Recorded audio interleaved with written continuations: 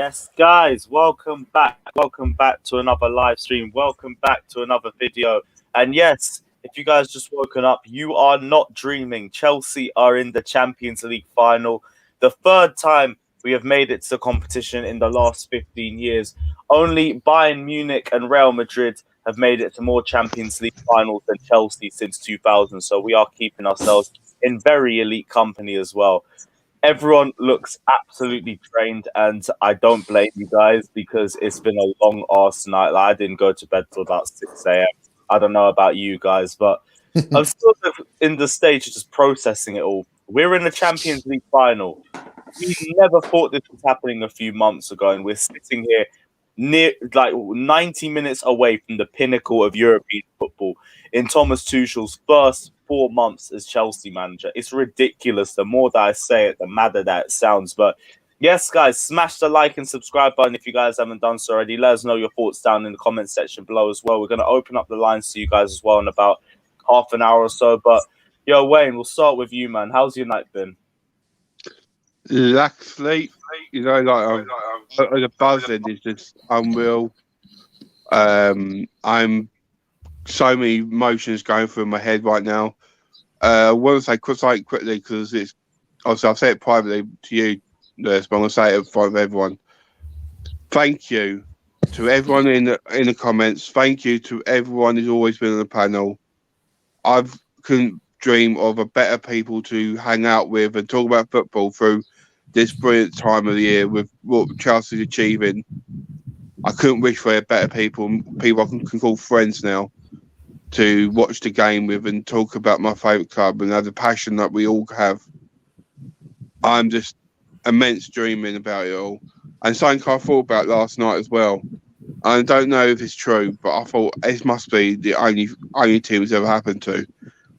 This twice we sacked a manager halfway through the season and got to the final of the Champions League and could actually win it. I don't think there's any other side has ever done that in the Champions League. I can't think of any. No size. What? Halfway through the season, sacked their boss, got a new one in, and won the Champions League by the end of the season. No, I think it has only been. Has it only been us? I think so. It is. Yeah. I can't think of any. In my head, I don't remember anybody. So it might actually be us. Right. Yeah, someone in the comment section will let us know in that case. But regardless, that's just a Chelsea way. Our last two finals have been by sacking managers mid-season, completely changing the way that we play, and then just riding it to the final. Like at least 2012, I could say it was the heart of the Chelsea team that got them through, because there was a group of players who knew that was their last real chance to actually get the trophy, and that's what pulled them through because it was just pure fucking willpower that took us to that final. This one is not the same. We've been better. We were better than Porto over 2 legs, better than Atletico, and we've been better than Real Madrid over 2 legs. We deserve our spot. 2012, you can make a debate because we really just sat deep and just held pressure for about the whole of the semi-final first and second leg against Barcelona. We completely held them out. This one is completely different. We dominated them first minute to last, battered them. So the other thing is, cheer Johnny up as well. On for a bit if you're about. Come on, we always got time. This will cheer Johnny up. Michael Owen came out last night after the game and said that Mason Mount, Money Mace, in the top 5 best players in the world right now. Yeah. Love to see it. You see, we're seeing so much more and more prop for Mason Mount, but it's no longer like even for Bants now. Like it's legit. The guy's deserved this praise for months now. And now he's getting it even at the highest stage. Luka Modric and that. Literally, you're getting bossed by Mason Mount on a field for 90 minutes. He took his shirt. Praise by now. He took his. Yeah, Modric took Mount's shirt. I swear. I thought he took. Oh, what's his name? I heard it was Pulisic. Is it? I didn't actually see it. I heard it was Pulisic. Like I saw them chatting after the game. Yeah. No, wait, was it Pulisic or was it? No, Mason Mount was talking to Modric. I did see that. Yeah, he was. I got pictures of it, and he's like literally put his arm No, around Modric. that happened. Yeah. I'm trying to figure out because I swear he swapped shirts to Pulisic or someone else. That's what I heard. We need to find out. fine on the app Yeah. anyway. Oh yeah, apparently Zidane was like a manager who came in halfway through the season from Madrid in the comments. That's Oh, apparently. really? Zidane. What's- For Rafa, people saying 15-16, yes. Yeah. Yeah, they're correct on that.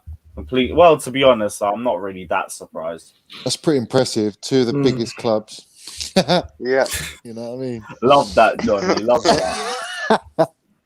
Fata, what are you telling me, man? Your guy balled out last night, and you had a lot of alcohol afterwards. How are you feeling, bro? On behalf of my client, I would like to say that my client playing an absolute world-class baller last night, passing that absolute rotten rattlesnake from Real Madrid named Courtois. Get that up, Lewis, first and foremost. Secondly, yeah, I do sleep like a baby last night. I can't lie. And I'm a bit rusty right now. I can't see my screen properly, but yeah, other than that, I'm all good. Nice. And it's just a moment that, for me, it's hard for me to sink it in this moment. And we have waited for 9 years for this moment. And yeah, look at that, people. Smell that, lick Rat that up, Hunt print locked that up. image. Woo! Hughes' words after the game as well. He was trying to give us praise. One sec, if I can get the quotes up, I'll get up on here. What's he saying? Bear with me, guys. Chelsea's a great team and had some amazing years here. Nothing's really changed. Obviously, want them to win, but now we didn't. I'll be supporting them in the final. Yeah. Yeah. You see, Run it. I'd take those nice words if it came from anybody else, but I don't. it's- Fuck him. that's Yeah. the Don't forget, Timo Don't even Werner like was. Don't forget, Timo Werner was a semi-finalist last season. Redemption this season, isn't it? You know about Timo Werner. Do you think he'd push on from next season? Like he's been helping us this season Don't against worry. like the I big can occasions, guarantee. the I can Atletico, guarantee. Madrid, No. Real Madrid, Man City. I spoke to my client last night. I can guarantee he will come back next season. I spoke to my client last night. Yep. He will come back next season. I can guarantee that. If he don't, He is coming. you can find me in this my phone number, and you can find me in that social media. But I can guarantee. I heard you're renegotiating a contract extension for your client, Fata. Yeah, it's gonna be about 5 years or so. 5 years contract Nice. extension. Nice. Make 5 it years 10. contract extension. And how's your client's confidence feeling then after scoring their semi-final second I leg? spoken to Fucking him let's last run night. with this. I spoke to him last night. Yes, he had this season overall, he's not his expectation in it. I understand that, and my client has made the intention very clear that he will learn after this season, and he will come back strong next season. Definitely. I 100% agree with you. There we go. Love to see it. Timo's been performing this season in the big games. Yeah, the little games, like he hasn't done it as well, but big games where it counts, he's been turning up. And some people don't want to hear it, but he does help. He's our top assister. He's our joint top scorer or whatever.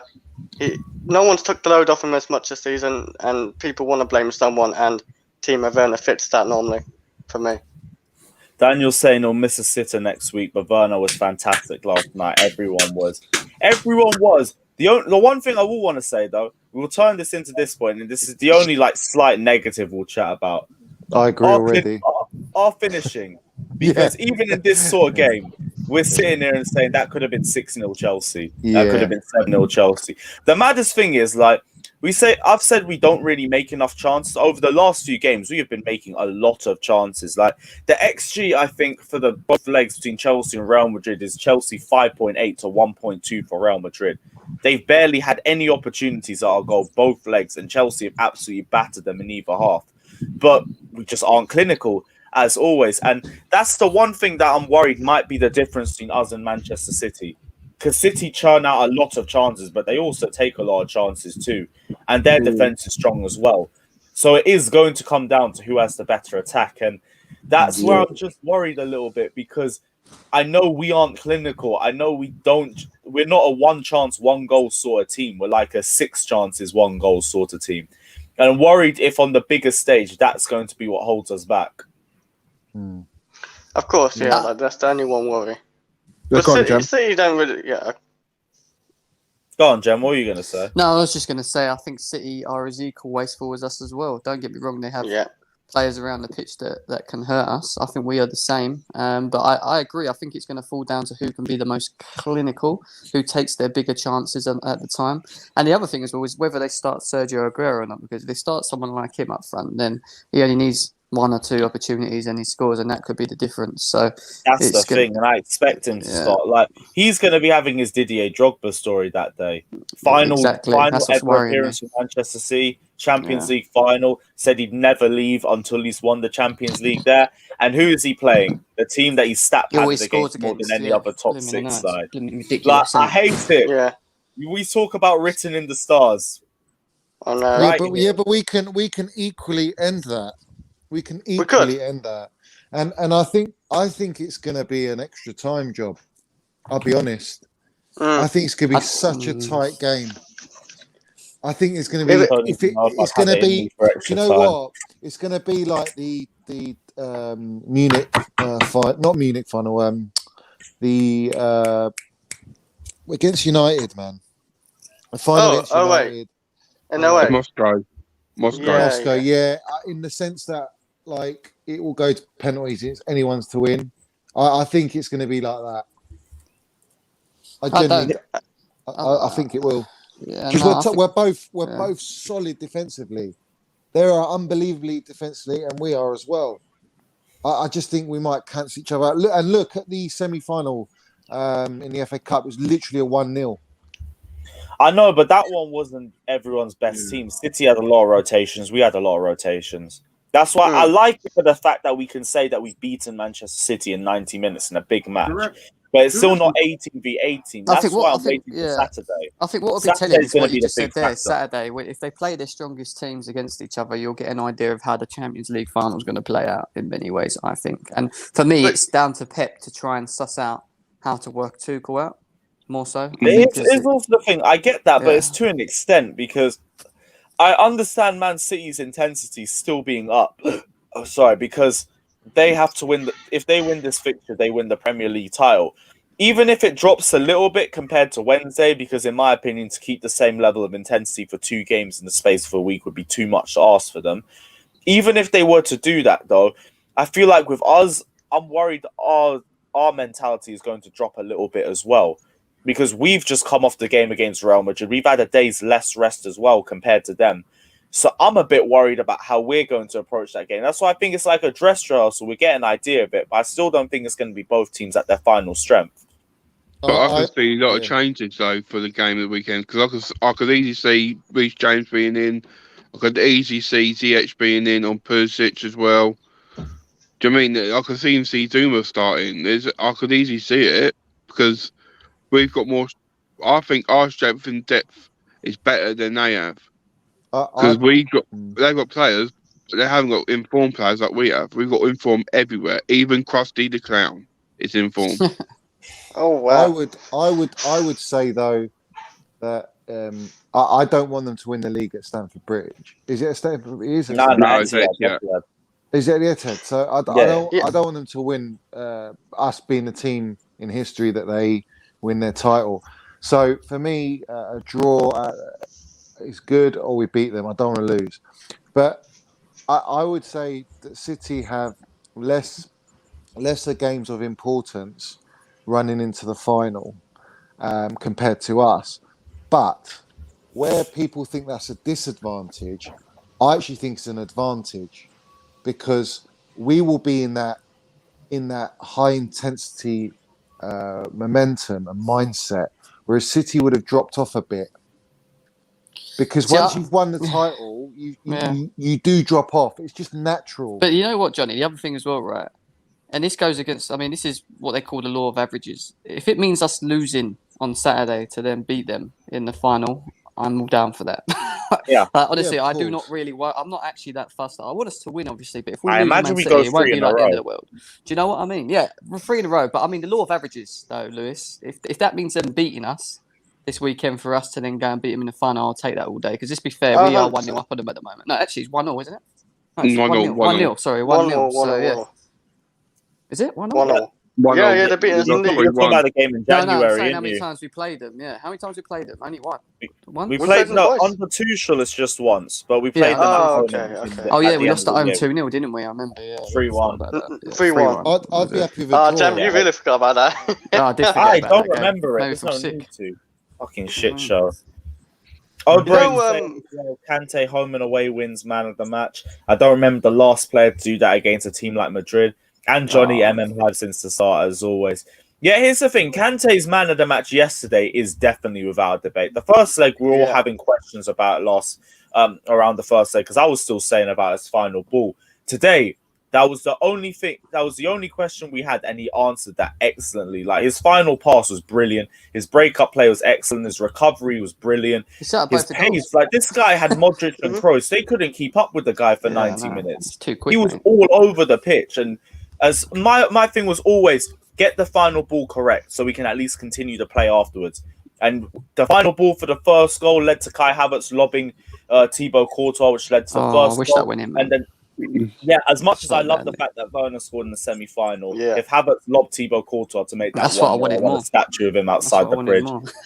We had chances to do it afterwards as well. Like I think we had about 3 opportunities where we could have lobbed him, but maybe if it's the fact that you're facing a 6'7" lanky bastard like Thibaut Courtois, I wouldn't blame you for not wanting to lob him anyway. But N'Golo Kante was all over the field, completely deserved man of the match, and I'm glad to see him back to his best. The rotation that Tuchel's doing is working wonders. You know the Kai Havertz thing? He did that on purpose. He hit the crossbar so Timo can get a goal. He did that on purpose. He's skillful. You see, he's that technical that I can actually believe you when you say that. Yeah, I just love he knew it. I just love seeing Courtois' stupid face take the ball out of the net. You know that stupid face that he has where he just looks like he's going to cry. Like I love that look, man. Yeah, he pulled it yesterday. Face all down and everything. It's mad. Yes, Loz, what are you saying, my bro? How are the boys? How sick was that? Champions League finalists, let's go. Oh, it's a madness. Yes. It's a madness. I still can't grasp it, honestly. Like I'm still, how has this happened? How have we ended up here? I still don't get it. Like it's crazy. Hope everybody's doing well. And wow, what a night, eh? What a night, what a day. We haven't even spoken after, so I want to hear your thoughts. How's the last 12 or so hours been for you, man? Well, you know, I'm not usually the guy that gets like super crazy nervous, like in the build up to games, aside from the last hour or two before a game, right? Especially when the lineup's out and I'm like a bit questioning of it, which I wasn't really yesterday. Aside from that, I was very surprised about Pulisic not starting. But still, like yesterday, all afternoon, I was just like, you know, you have that weird feeling in your stomach. It's like, you know, it's big. And then the game starts, and then, you know, obviously Mendy makes that save. We get the goal, you know, after obviously Werner scored the offside goal already. I was already jumping around celebrating, not realizing that it was offside. I was fuming. You know, we blame VAR. Half the time, I don't see a normal offside flag either. So, you know, it doesn't really make a difference for me, in all honesty. And then we just miss chance after chance after chance. And, you know, I'm sure it was the same for all of you guys, but every miss was just more and more gut-wrenching. And I was like, painful. Yeah, how can it go well? Yeah, exactly. How can it go well now? And then we do finally get the 2-0 through Johnny's boy himself, obviously. Yay, money. There you go. Love it. I felt like after the game, right, that making it 2-0 so late almost make the, you know, the ecstasy, the jubilation even more extreme than if we just would have made it 2-0 earlier, then 3-0 and 4-0, which we easily could have done. But I feel like how happy we were wouldn't have been as extreme had we just battered them. I don't know. I feel like waiting for it, like I don't know, we just got more and more tense, and then the relief was just bigger. So I feel like the emotion were almost, I don't know, made even more extreme because we didn't make it easy for ourselves, if that makes sense. Yeah, like around the 70th minute or something, I was sitting there thinking, like, seriously, if we don't put one of these chances into the back of the net, they're going to equalise. And it really felt like we were going to end up dragging it to extra time. But that's why bringing Pulisic off the bench was such a stroke of genius, because he came on and the fresh legs just absolutely terrorised them. Ramos was already struggling the minute he stepped onto the pitch, and yeah, it just led to them. It led to the Mason Mount goal, which is just another stroke of genius. I guess they looked like they needed Kroos, Modric, Casemiro, and Sergio Ramos looked like they all needed to go to a retirement home. They were so slow. And do you know what? Even Eden Hazard. I don't want to say it because it hurts my heart even just saying his name. It actually hurts, but he was non-existent. We shouldn't have left. Game. He shouldn't have left, Jem. He shouldn't have left. Oh no, he shouldn't. We would not be in this position if he stayed. Well, I still think. I think it's to be honest, I think it's just a Mourinho masterclass, that one. 1 minute. And Eden Hazard. You got the youth players coming in and Hazard too. Like, if we really think about it, it might not have been that bad. I watched the program this morning with Eddie Newton on. Eddie Newton said he was in the league because how intense it was, and with the training, how restricted. I don't know how to put it, but basically how high intensity it was in training and stuff like that. He was never going to be out of shape. He was never going to be in any problems, and that's why he excelled like he did. But as soon as he went to Madrid, they let him off. They let him get fat. They let him do whatever, and because of all that, this is why he's suffering. And he even come out and admitted that on Sky Sports News. Yeah, but he was never a great trainer for us either. Like, it was well known he was one of the worst trainers in the squad for us, but he come and save us on the match day, so no one said anything. John Terry said himself that Hazard turned up with untied boots, like, to training, and did the whole training like that. He never even tied his boots for the whole training session. Did you guys hear? Like, seriously, I heard. Well, what I saw on Sky, because of the bants that he was having with all our players after the game, all of the fans want him out. Real Madrid fans are calling for his head, calling him out. Away. Yeah, the other thing as well, Zinedine Zidane apparently ended up very emotional as well after the Chelsea game. Apparently, it was one of the hardest defeats that he's suffered due to the fact that they felt inferior to us. But yeah, he just found it. Zinedine Zidane. Okay. We nullified them. We completely outplayed them. Nullified. Yeah. You know, in the second half, like it came to the point where Pulisic would attack and he'd be like, "Oh my god, that was really easy. Okay, what do I do now?" It was so easy, like you almost couldn't believe what you were watching, and that's just credit to us. But Kante for the second goal was ridiculous. It was ridiculous. What he did. Like the Real Madrid players. Yeah, the Real Madrid players. He was just running past them. He was literally just running like it was like he was reading the game 10 times ahead of them all. It was crazy when you watch it. What a player. I was just so happy to see him keeping his head up. Like, I've wanted to see that for so long. And Lawrence, you've seen it as well. Like, we've said about Kante's final ball for ages. And today, like, for both goals, I finally turned up in the big stage as well. It was amazing. I said it yesterday. Like, Kante was on passing drills all week.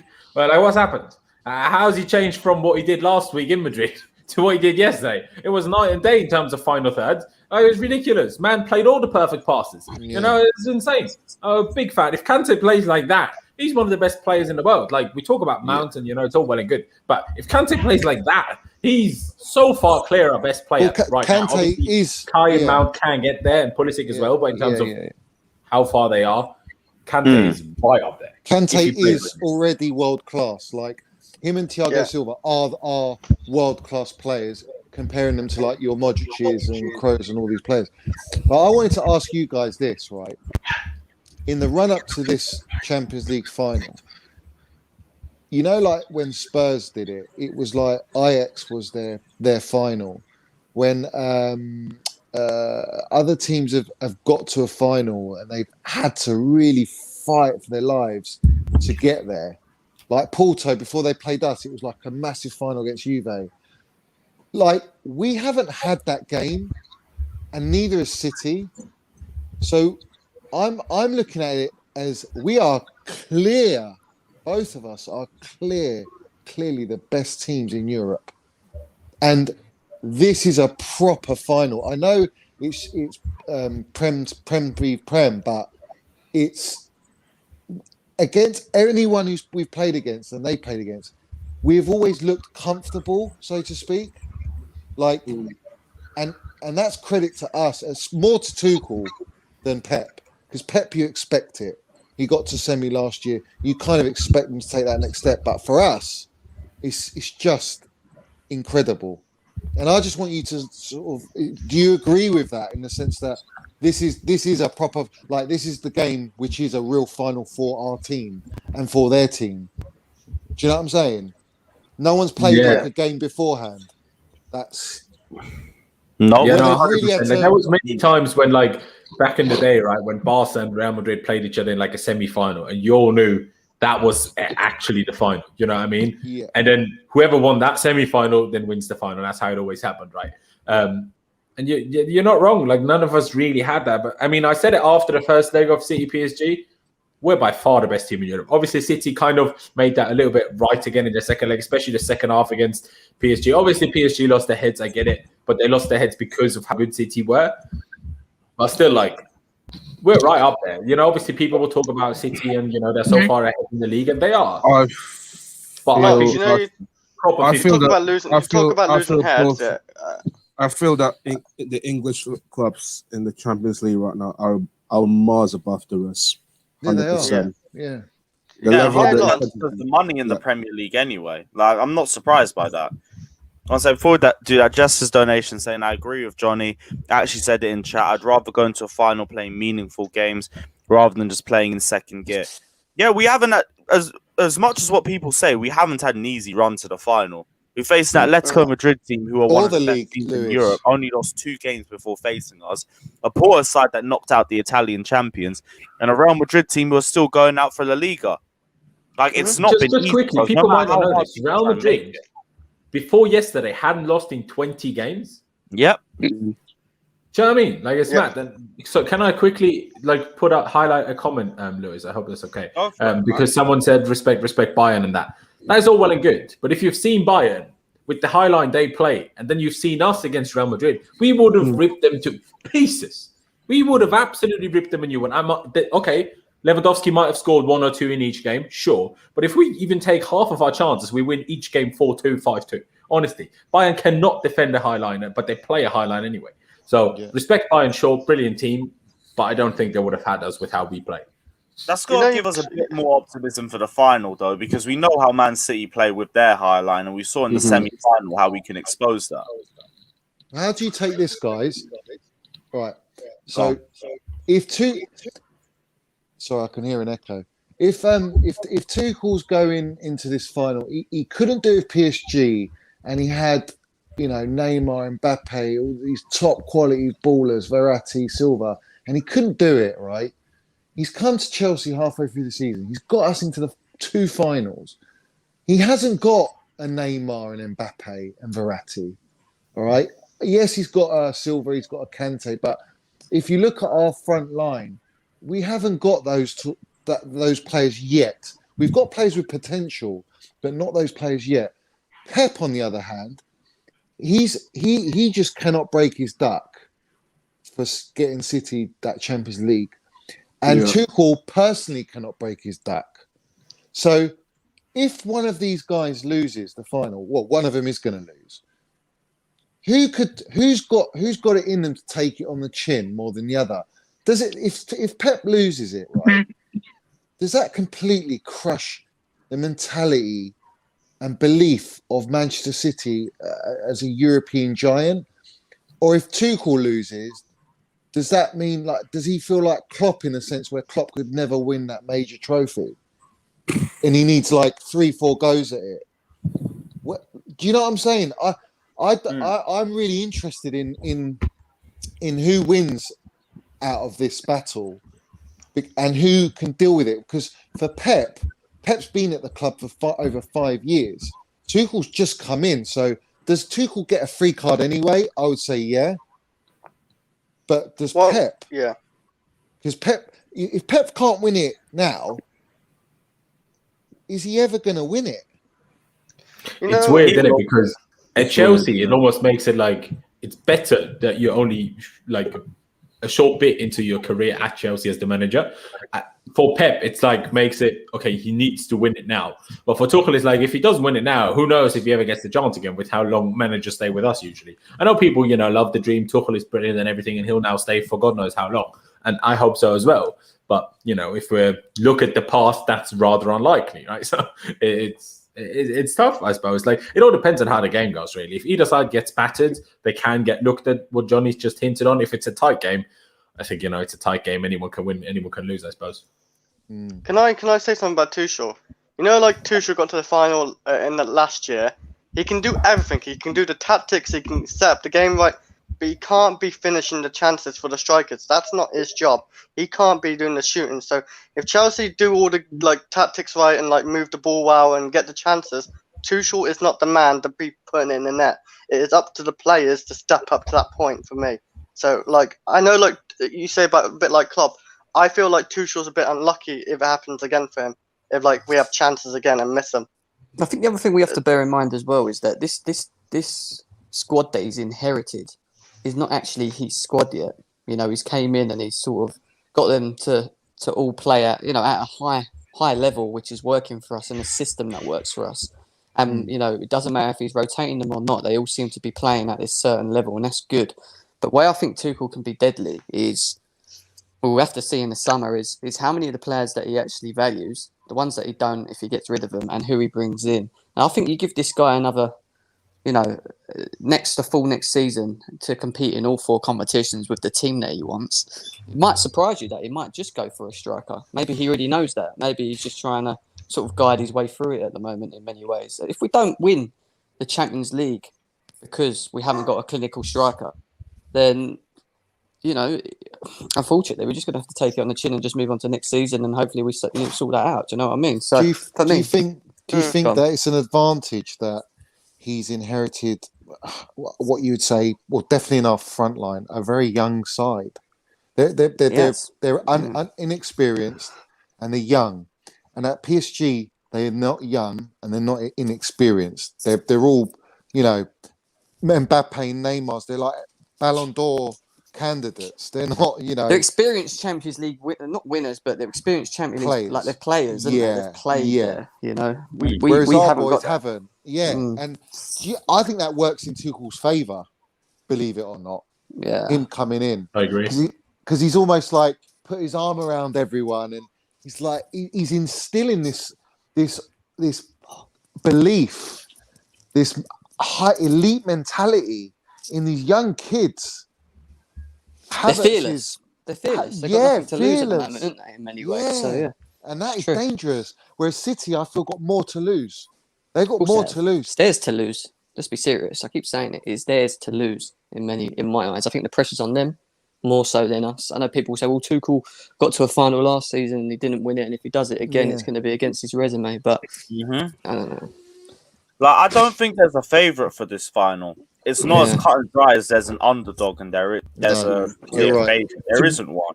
Both of us are going in there and it could go either way. Because I'm saying the same thing for next season in the title race. Like, I think it's going to be Chelsea v Man City, and it could go either way. I think it could be Guardiola again. It could be Thomas Tuchel. I think both our teams are going to be ridiculously strong and hard to beat, hard to break down as well of how good our defenses have been this season.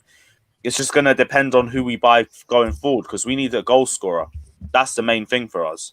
To piggyback off that point, it's crazy because we play City on Saturday or Sunday. Yeah, Saturday. Saturday, I don't know. Yeah, if they win that game and clinch the title, they can essentially like rest players for like. I don't think they can clinch the title now because the United Liverpool game didn't happen. Oh, okay, all right, that's cool. true. Yeah, I didn't think of that. Oh yeah, I forgot about that. So that makes it better, because I was saying if they could have clinched it, now it gives these players like that rest they've been needing, get their legs back. I mean, I still essentially they might just clinch that league that next week after, or midweek. But hopefully they don't. And it'll be next week. The United Liverpool game.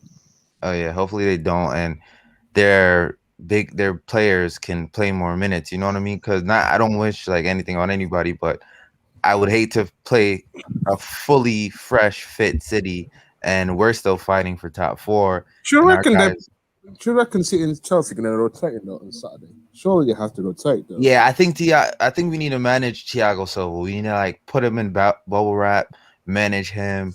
I don't know. Bring on Zuma. I'm not sure, man. KZ, man, let's go. Zuma will play against City. I guarantee it. It's important to keep Kante on. Saran wrap Kante up. We I absolutely need him for that final. I don't think Kovacic gets a look in. I wouldn't play him for the final in the Champions League. I'd play Jorginho and Kante. They were just... Kante's got to play in that final. Full stop. That's the thing, you know.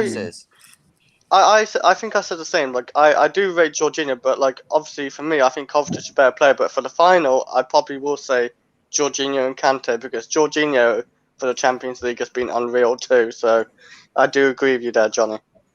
Yeah. Wait, have you guys brought up the point? Because you know I'm Zeke. Yeah. Speaking about the final, Lewis. What's the situation right now? Because I know you want to talk. We'll get to that. Chris Alka says no English club has ever won the Champions League in their first ever final. That's what I've heard. Here's the thing. All these sorts of stats like these are meant to get broken by somebody, which is why I don't want to take too much into it. But I do hope the big occasion does come to haunt Manchester City because... Actually, no, I would say that, though. We haven't really got a lot of players with experience in Champions League finals. We've had Thiago Silva and Tuchel in one, and they lost one. Yeah. Kovacic has won a few with Real Madrid, and that's about it, really. I don't think there's any other players that we have that have been in the Champions League final.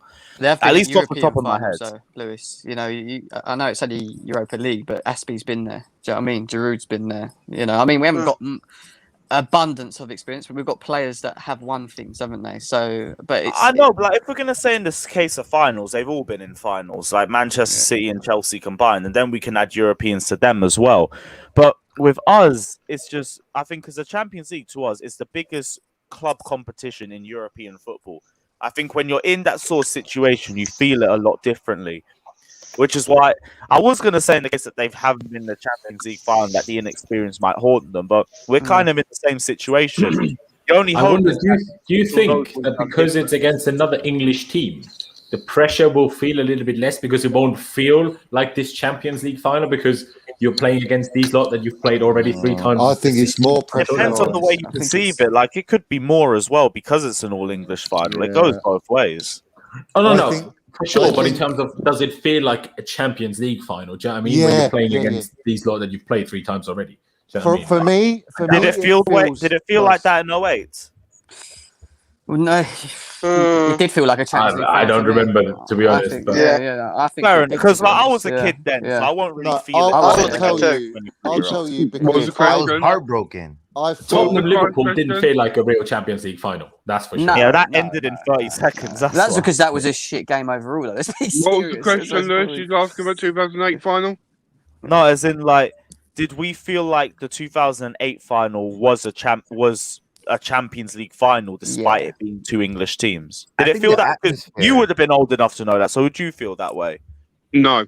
It didn't feel like it. The only reason why it could have felt like it was because it was in Moscow, and it was and the time difference was different. But they playing at midnight over there. They was playing football at midnight. Yeah, I thought we did, to be personally honest. When I was watching that game, I got that sort of Champions League buzz. I know it was in Moscow and me too. And what else? I don't know. But I don't even mean for the fans, to be honest. I mean more for the players. Like I feel like we get into, we watch all the coverage and that. Obviously, we'll get hyped for it, right? I feel like for the players, when you heard what pitch, are you nervous or you're not? I feel like you're automatically a tad less nervous if you've played the guy that's in front of you so many times.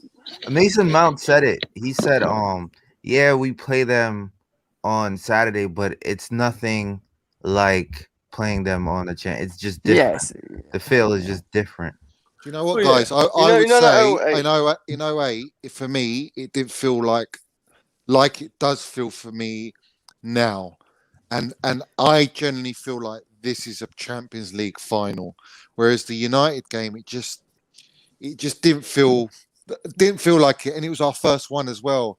This one feels, obviously the Munich one for obvious reasons, but even though this is against City, it's against still a Pep Guardiola European side, if you know what I'm saying. Like his ingredients of his team, his minerals are all European. You know what I mean? Like if they weren't called Manchester City and they were a German side, you know, what's the difference? Or I know they're City, but the way they play, the manager they're under, it's not really like they're an English. So it's not like playing Liverpool for me or United. It's different. and it does feel like a final this year. It generally does. Yeah. Because we're the best sides. I don't think we were the. Would you say we were the best side in 08? No. No. The best team on the day, or the best team in terms of going into it? Like going into it, I guess. Yeah. No, Man U it was would be unreal very that level. year. No, it would be very level between both of them. Like Man City were amazing, but let's not discredit that Chelsea side either. Ashley Cole, Prime Carvalho, Prime JT, Prime Petr Cech, Essien, Ballack, Frank Lampard, Drogba, Nelka. Like we had a ridiculous side. Yeah, we did, but in form, Man United was a better form team at the time. Yeah. But even then, were they? Like we lost the league title by a point. Or was it even not really? I different? think it was bang down the middle. If you want my honest opinion, I think really is truly it was my memory going into there. Like we just think we played bad luck in 08. We played the we best. should have had a trophy that season. In terms of talent, in terms of talent, I still don't know why JT in took terms the of size of clubs, it is what it is. Yeah, and in terms of how big everybody was, to me, obviously Wayne or was it Johnny? Sorry, I mixed it up. You said this feels more like a Champions League final than back then. Obviously, I was a lot younger, right? But to me, it felt like we kind of turned into one of the best teams in Europe over the last few weeks, but we weren't like at the start of the season, let alone Christmas, right? But I feel like 08 was a little bit different. Like for those few years before that, we was getting Champions League semi-finals, we was winning Premier Leagues, we was right there. You know, we should have won Champions Leagues before 08. We should have gotten to finals before 08 if we didn't bottle it, or referees didn't bottle it, or some sort of voodoo was happening against Liverpool, right? And it felt like that was a clash that was always eventually going to happen, because almost like it is now. Well, again, at least now with English football, full stop. But at the time, it was just Chelsea, just Man United. Everyone was clear we're the best teams in the world. Everyone knew that at the time. Yeah. While right now, it's kind of like we kind of sneaked our way into this position. But we had no right to get to this final. Let's be serious. That's what I mean. That's exactly what really. This part, we did. I'd say that in 2012, but I wouldn't say that. Lewis, at the beginning of the season, would you say that we was going to the final? Let's be serious. Of the Champions League. No, not even just the beginning of the season. Just look at January. Johnny and Chris contending for the league title. If we had a team capable of contending for the league title, why not if we progressed the right way? And that's exactly what we did. At the start of the season, not in January. In January, overachieving would be to progress through these games without looking good. We've looked good in every single round that we've played. It hasn't been overachieving. We've just been better. Even the group, Lewis. No, but we've overachieved from my expectations, Lewis. That's what you don't understand. That's what I'm saying. Expectations, yeah, that's what I meant. Yeah, from my expectations. I would have said quarter-final. What I'm saying though, Jem, is even under Lampard, all right, we had a stint of form in the league and that, and obviously in the Champions League, form-wise, we were unbeaten and we topped our group. We were already on a good run in the Champions League, but if you take into account outside the Champions League and the form, when the games came, the knockout games came. Like Tuchel come in and got us momentum outside of Champions League to bring into the Champions League, if you know what I'm saying. Whereas Lampard just had form in Champions League, really, predominantly. I just think it's been a weird season. That's all I'm saying. Yeah. You are right, it's been a weird season, but we have deserved to be to the final. Like, no, I'm not saying we don't. The group stage, so down. Yeah, the group stage we smashed it, now we're up. and then Atletico Madrid we smashed them. Porto, they gave us a game, but we was the better team. And then Real Madrid was better. Who was calling all these times? Everyone was calling for Mason Mount to be benched or not play every game and all this stuff, right? And he's undroppable now. Yeah, he is. Who are we talking about? Mason Mount. If anyone was talking about signs, it was Dubois, right? Are we talking about? It was Dubois. Are we talking about David though? Are we talking about the Ballon d'Or special winner? Treatment? Love to see it. No, anyone. It could be David. It could be whoever it is. I've seen loads of shit on Twitter, and all these big accounts turning their avies into Mason Mount and this and that. It's laughable, really. But the thing is, right, is when you see talent, all right, and then you have to depend on that talent when that talent needs to just naturally evolve and develop, but hasn't got the time to do that. You have to show a lot of respect and credit to that person who hasn't had time to think, has to play every minute, and was given that platform by Lampard, and Lampard got stick for it, and the player himself got stick for it. But Tuchel's come in and he's fundamental to the whole project. But Johnny, I think Mount looks better under Tuchel though. He does. But he was already. He does. Listen, Because the reason why I say that is I because, agree he does. Do you know why I say that? Because there's times under Lampard, this guy will look tired, but Lampard will still play him. And it's like, when you're tired and then you're playing again and again, your performance level drops. But Tuchel knows when to play and when to rest him. Right now, I agree with you. Yeah. Right now, I agree with you. He's undroppable. Like, Mason Mount, like I said, look, we spent 200 million and he's really stepped it up. Like, I see his interview and he was saying something Top about mentality. Like, he's got an elite mentality. I see his interview said something about, look, Chelsea can buy a 60, 70 million pound player, but look, I'm ready to fight. So fair play to him, innit? Fair play to him. That's all I can say. We spent 200 million, and then you've got Mason Mount who's just come through the ranks. You know what I mean? It goes to show that we have still got good players within there. We've just got to give them the opportunity, man. He's earned his stripes as a Chelsea player. He's earned his stripes. He's earned his right to be in that side. I think he's proven himself. Like, I think even that, what's that team? That Dutch team he played for. Even there, even there, he had player of the year. He had a little trouble at the beginning, and then he proved himself there. Like, he has got his mentality that drives him to begin with. Mentality, to be fair to the kid. But I feel like when people were getting onto him, it was more a Lampard thing, not a him. I don't think people actually don't. Yeah, but where I disagree a little bit with that, with the whole under Lampard. Under Lampard didn't have Havertz available for a majority of his stint in the first part of this season. He just didn't. He was out with injury and he had COVID. The only other player he could build his team around was Mason Mount.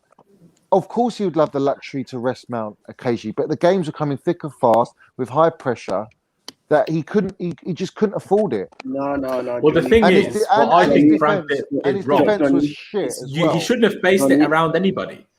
Yeah, like what made Liverpool so successful is they didn't base the team around anybody. Yeah, and that's what's making us so successful right now. And I wanted to bring this up a minute ago. Like, you know how Barcelona have Messi and Madrid had Ronaldo, and now they have Benzema. And, City maybe don't really as well. To be fair, you could argue De Bruyne maybe at the moment Foden as well. Love to hear. But Spurs have Kane, and Arsenal usually have Aubameyang, even though it's been a bit dreadful this season. But we don't feel like that right now. It feels like the manager's at the helm and he makes sure that everybody works together, and that's why we succeed as a team. You don't revolve around the player. We don't have any individual player good enough to do that. We don't have a Messi. We don't have a Kane. We don't have a player that's quite good enough to be revolved around. And Lewis, I gotta go, bro. Thanks for having me on. Big up the Blue Army. Big up the Blue Army. Let's go. Mount is our clutch player. I generally, I say it with chest. He's our clutch player. The AC penitentiary. He's our clutch player, but last week it was Pulisic. I mean, last week it was Pulisic that scored the big goal, right? I agree with Lance, to be honest. He makes a good point, man. It's like, exactly. We got great players, so we don't need to one person. We just need big up yourself, Chester. Speaking about the final, Lewis. Wait, hold on. Sorry, Chester. Apparently, the recommendation that I heard about Villa Park and King Power Leicester, though. Bro, fuck Villa Park, bro. Wait, are they talking about Leicester? They're talking about Leicester City now. Bro, what is going on? Yeah. Why are they talking? Villa Park is at least I wanted to talk big. about it now just to say I don't think it's happening. I don't think UEFA give a shit about. UEFA literally confirmed this morning it's happening in Istanbul. I don't know what Aston Villa are doing. And this is the thing. There's probably been so much money put into organising the event in Istanbul already. They're not just going to pick it all up and move it all to Birmingham. First of all, that, and secondly, let's not always just look at us. Let's not always look at fans. Let's look at other countries. England is fine, right? A country like Turkey, obviously Istanbul's fine, but the rest of the country, they've had their problems. We can talk about their, government, and that might be a bit dodgy, right? But you can't just take these millions and millions of millions that they have getting into their country, into their economy, with the final being held there, and just 3 weeks before it happens, just sod off. We're taking it to bloody Villa Park. and we don't want it played there. Because We don't want it played in Villa Park. We want it. Why not? Johnny, it's not too far away from me. Johnny, I can't lie. I would like it played at Villa Park. If it No, means Wembley, man. I would like it. It doesn't mean it Wembley. will happen, but I would still like it. But No, it's not. Wembley. I'll just Yeah, say, yeah, One same. thing, I'm for the very Brummies close do need to the it. money. For the The players, you Brummies won't do feel need their like it. money. Yeah, Lewis, can I just say one thing quick before everyone else goes? Listen, Johnny, the thing you said about Lampard and Mount is just making excuses for Lampard. I'm sorry, we did not need. Man. I'm not making excuses for Lamps. Wait, Johnny, let him land. Johnny, let him speak, man. No, hold on. Listen, let me think you one thing, right? We have a midfield. We have options of. Let me name you some midfield. Some clubs don't have the luxury. No. Kovacic. Tell me the options Lampard had. Johnny, Johnny, let him land, please. Johnny, the blood pressure. I know the blood pressure is high, but let me speak. All right, listen. So we have options of Jorginho, Kovacic, Mount, Havertz at the time, and if you want to throw him in there, maybe even Ziyech. There was no need to rely on Mount as the sole number 8. We could have used Kovacic, we could have used Kante at the time. So what? Havertz was out with COVID, so he went on it. Why not just play Kovacic and Havertz? You're going to play Ziyech in a midfield 3. Is that what you're saying? Kante, Jorginho. Ziyech can play number 8. Midfield 3. He did against Fulham. Yeah, Kante, Kovacic, and Jorginho. Even bro, you don't. The bottom line is you don't need to play Mount as the number 8. He does not need to be the main guy. I can tell you now. Havertz didn't have as many games as you lot are thinking he's had, because he didn't. One thing that's for sure is if Lampard wanted to play 2 number 8s, he should not have loaned out Barkley and Ruben, because we don't have enough 8s to play 2 8s every game. And he shouldn't have played Havertz as an 8. Havertz as an 8 is so useless. We know Havertz is a false 9. Exactly. So you're asking, is it false 9 or Cam? Yeah. In Germany, they actually think he's an 8. By the way, in Germany, they think he's an 8. Nah, he's not an 8. He's a false 8. Like, we can say that all that we want, but still, who was the best number 8 that we had under Lampard? It was Mount. We know who it is. It's Mason Mount. It was Mount. No, but that's what we're saying, Lewis. So, like, he dug us out of many games. The over-reliance I get, because around the Christmas period, Mount played literally every minute of every single game. But Lewis, it's the system.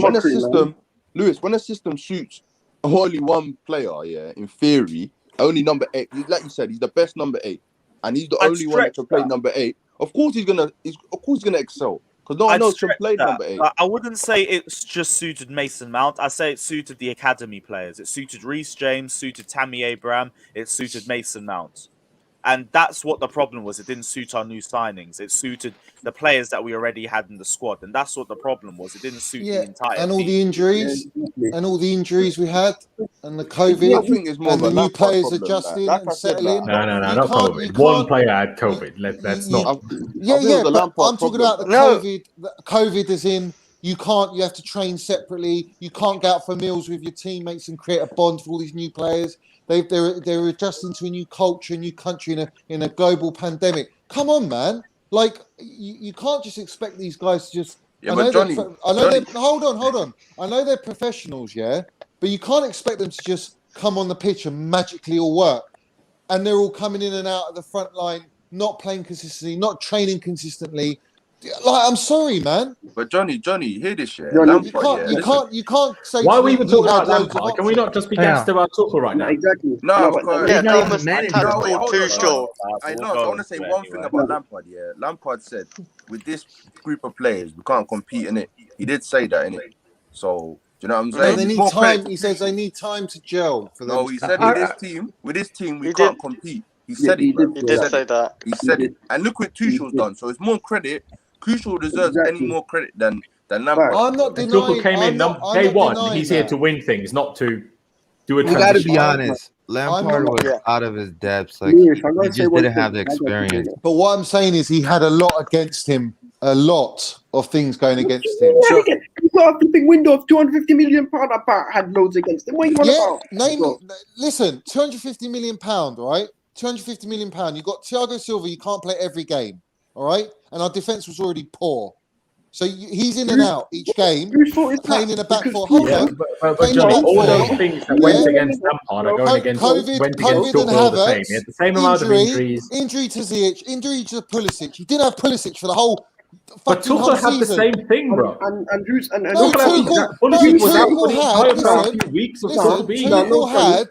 Tuchel had Pulisic, Ziyech, and Havertz all come into fitness when he came in. They're all coming back at the right time. And they got injured. No. No, they Then they all got injured. All three of them.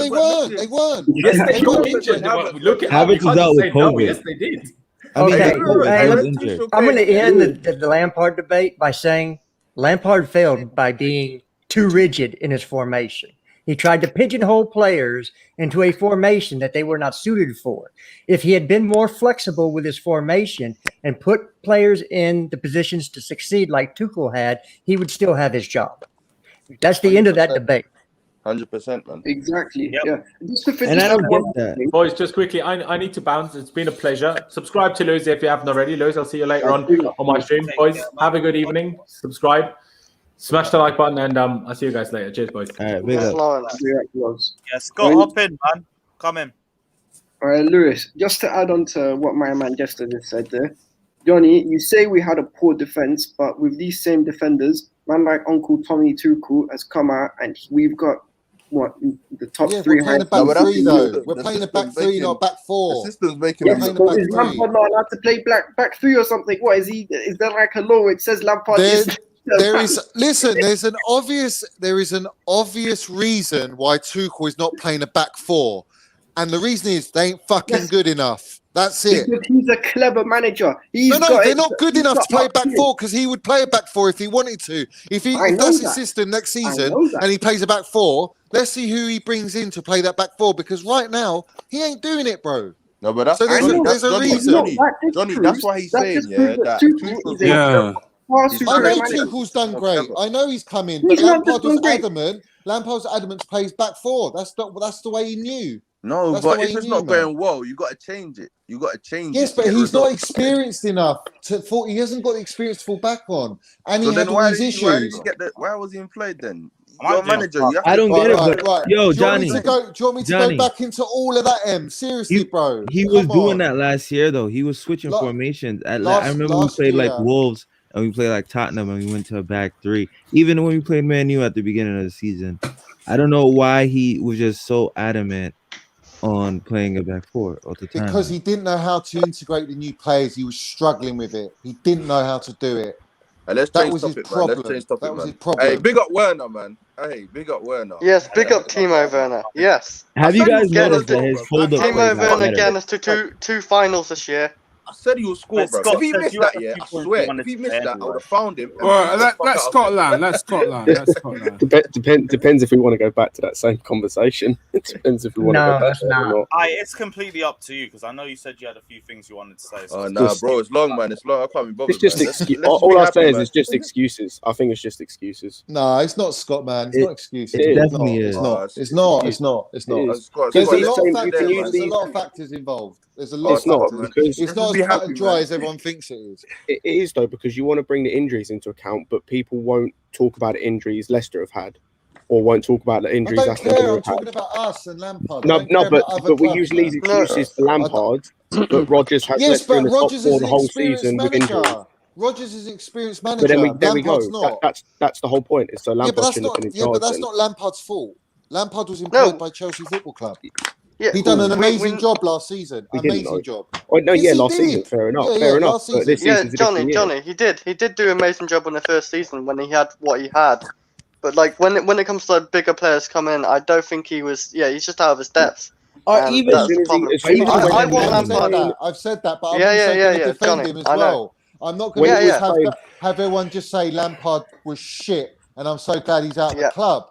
That's no one said that though. We didn't say that. Well, people are saying it, maybe not in those exact words, but I would say that you're not very defensive of Lampard as a manager and what he's achieved. Johnny, hear me out, yeah. What? What's he achieved? Said this team can't compete. Well, I'll tell you what he's achieved.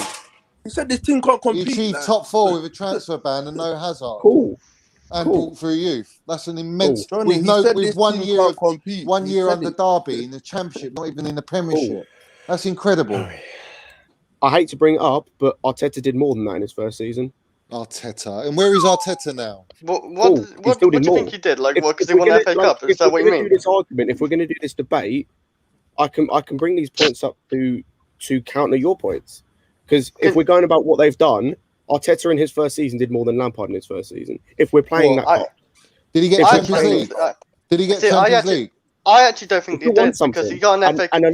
Yeah, that's all good. Do you think Roman Abramovich is going to go, oh, I'd love the FA Cup. I'm not bothered about missing out. That's why No, hold on.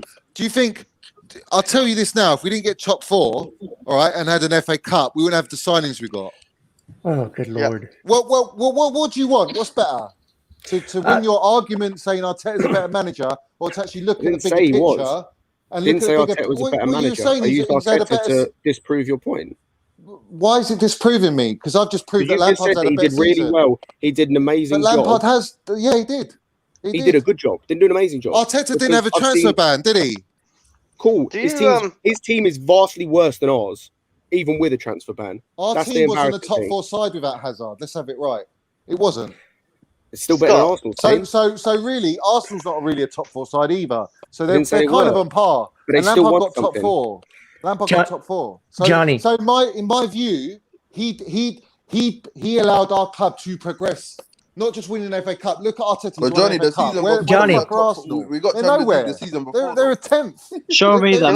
Can I ask Scott something? If we didn't get Champions League football, do you reckon Kai Havertz and Thiago Silva would come to Chelsea? No, they wouldn't. Those two players. Possibly. Those two players. No. Kai Havertz said he won't come unless we're in Champions League. He said it. He left Leverkusen because they were out. Yeah, but you know the season that we got banned. Yeah, we was in my view, Lampard achieved. He did a remarkable job. No, he did a good job. I would rather be in Champions League than have an FA Cup. That's for last season. That's what I wanted. I didn't care about the FA Cup. It would have been a bonus for Lamps to win it. I would have been buzzing. But for me, top 4 and for the board was the number 1 priority. Johnny, let me ask you a question. He did his job. Let me ask you a question.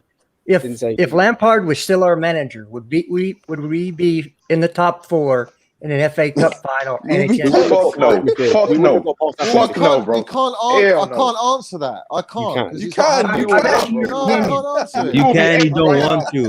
Well, I'll be honest with you. I'll be honest. Yeah, I said it in January. If you let me land, I said it in January that under Lampard, yeah, when we hit top of our group, we were going to go and win the Champions League regardless. We were going to go and win it. All right.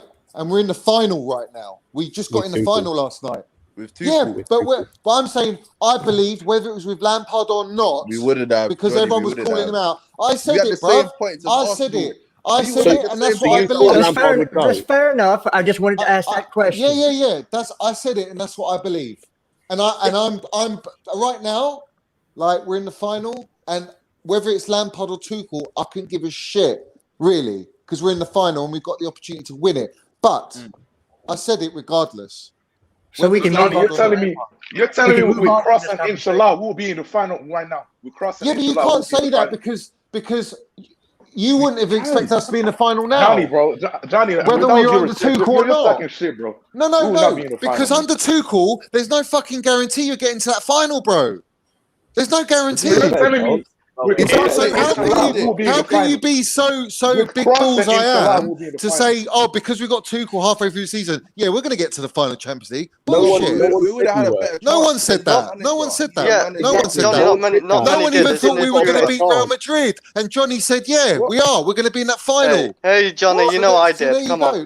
And you, Chris. So I did. Bottom line, like I'm backing myself. I don't give a shit. I'm not going to have Lampard slander. All right. Yes, he's got his flaws. Every manager's it's not fact. Every manager's got flaws. Every manager, everyone's got in their career have got flaws. It's just the way the game is. All right. But last year, without Lampard, all right, and the signs we made at the beginning in the summer with those foundations, we wouldn't be here where we are now. So let's put some respect on Frankie Lampard, yeah, as a manager, not a player, as a manager. Put Nah. respect on his name. No. Well, what do you mean, no, Scott? That's Because bullshit, bro. Big up Werner, bro. Big I up. can't believe what I'm Big up fucking Werner, man. hearing. I'll respect him for bringing the youngsters through, and that's about it. Because What, you don't respect him for all the things I've just laid out? You don't respect No. him, bro. Well, you're No. a joke, man. You're a waste, man. Why? Because I want the top managers, and Lampard is not a top manager. I'm He's a sorry, great man. player. I've lost respect for He's you. a great player. Cool. I don't give a shit. I agree with He's a great Scott. player. I agree He's with an Scott, bro. absolute great player. He's one of the best Lampard was a midfielders the shit Premier coach, League's bro. I ever don't. Johnny, you can say what you want. He was a shit coach, bro. Like you can If say whatever you the fuck just you said want to to me, say, bro. He was you a don't shit think coach. he's done a good job. Cool. That's your view. You're talking Thierry crackers, Henry is mate. one of the best players the Premier League's ever seen as a I manager. don't give a He's dog fuck shit. about Thierry Henry, man. Cool. Thierry Henry ain't managed Chelsea. I don't care, bro. Cool. Oh, thank Again, God. making a point. Yeah, God. The fact that they're it's a not good a point. player means nothing as a I manager. care about Lampard, who's come and managed my club, yeah, and he's done an amazing job, and he's built foundations, and he's brought through Mason Mount, who wouldn't even be playing if we didn't have a I transfer think that's ban, why he's and the arguing the fucking point. got Champions League football and all this shit, yeah, and Reece James and Adore. Johnny, we were 10th, bro. We were 10th, I don't my give guy. a fuck, bruv. Whether we were 10th or not, we topped our group and we're in the Champions League and we're still competing. Hey, you know So don't give me waffle, to be man. a Crasadon Hey, Range, listen. yeah? You If we didn't top that group, All I'd be fucking waffle. embarrassed. Hey, listen, let's Waffler. talk about yesterday's game, man. Forget all this, man. Yeah. Pulisic off the Big bench. up Chris saying we'd be kicked out by Atletico Madrid if Lampard was here. Thank you. And Paul asking us to That's change true. the That's You topic. can't answer that. let's You change don't know. topics. So you can't man. answer. It's all ifs and buts. Let's forget It's all about Let's ifs talk and about buts. Champions League. I'm sorry, We've it's got ifs and opinions, buts. man. You're going by your judgments and assumptions. Johnny, that don't Johnny, win we you. hear you. That don't You get say you it's anywhere. ifs and buts, but then you make the excuse for ifs and bro. buts of why he didn't succeed. No, they're You not say ifs and if- buts. Bro, No, if Javi, they're not. Javi, they're not ifs and buts. They were facts that happened under him. Hey, I was Javi, stating Bro, things that fuck happened Lampard, under bro. him. Fuck this Lampard shit, bro. We in the final. Let's I celebrate, bro. give a shit about We my are in the legend, bro. final, So Johnny. fuck Forget you, about man. Lampard, man. Talking Let's about not Lampard talk about like that. Lampard's gone. Hey, forget about Lampard, man. Forget about Lampard. We respect Lampard. I Hey, respect we've him gone back to highly. January. Like, Lost he's our respect legend, Lampard, bro. man. But Don't we're just respect saying, him, as a bro. manager, he is I not respect good him enough. as a manager and a fucking player. All right. I have respect for the Take guy, those but he's minerals, not good. Bro, take let's those talk about the minerals game, and man. drink Let's talk them about up. the game. Let's talk about the Drink game. them up. Hey, look. I'm sorry, man. Let's No talk Did about you know? yesterday's game, man. Did you know I'm that not- Chelsea I'm are in the Champions League Yeah, final? bro. Yeah, Hey, let's put talk some about respect on that. Mendy, bro. Put some respect on Mendy. Mendy, Yeah, yes, right. Mendy, man. bro. Talk about Mendy. Mendy's He's got the shocking. minerals. Yeah, Edouard Mendy, fucking brick wall, bruv. And I don't want us looking for any goalkeepers in the summer. We don't need to. We have We an don't. 80 We are, million though. pound gem in between the Hey, sticks. do you know how We Klopp- are looking for another goalkeeper this summer. We don't need Like, one. Why? I swear we it's don't need rumours, one, bro. I don't think we're seriously No. looking for one. No, we are Let- seriously looking at Donnarumma. No, Seriously? oh, yes, don't need we it. was AC rumored to Milan it. It was has gone and bought Mike Magnin Magnin. Magnin from He'll go Lille. Juve because Chesney's past it at this point. He'll go Juve. Like that's the logical step for him to go because I think they want Çalhanoğlu as well. Yeah, but they don't have the I'd funds. be again, Juve both. does not have the money. we For a it's free, in it, but, they do. If they get him on a free, which they can, they do have the money because they can. Honestly, Ronaldo's going this year. Like I see him going. Even if he doesn't, I think Dybala's got a chance of going.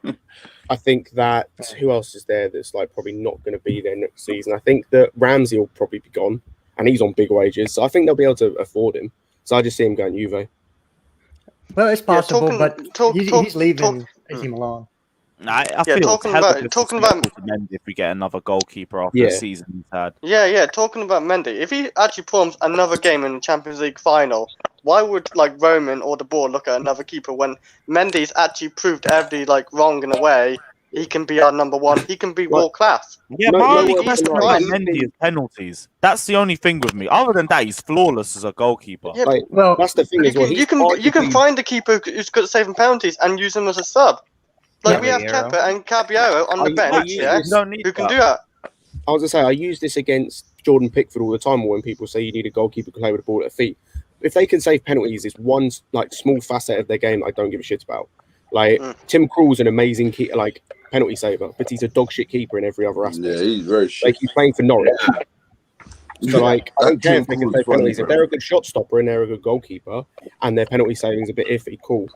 I would say for me this season he's arguably best three in the league. like with Edison and probably Martinez. This That season. shows Sam Jovi says show Johnny that. thinks he makes sense because he's yelling. I didn't want to read that one now. It's only because it's a super Sam chat. Jovi's got a mad agenda, bruv. He's always had it, man. He's always had Can it. I- Will Romeo as well saying Mendy won't ever be world class. He's quality though. Why wouldn't he? On the amount of clean sheets that he's had, like, Yeah, why but- would it be wrong to say that he's not Do having I a want to world bring class up why? season? He has flaws in his game. He really does. Just What pick flaws it. does he Just have? pick it. Well, The only if sus you thing calm about Mendy is down, like, I'll explain his distribution flaws. Go on. Calm down. Go on.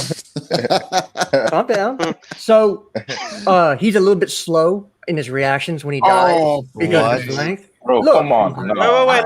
Let him land. Stop. Stop.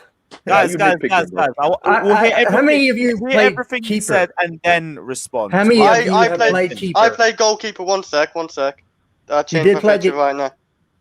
I'm good. I've got good reactions. There So we go. Big goals as well for a small keeper. there's a reason that you're 26 and what, your second or third professional year.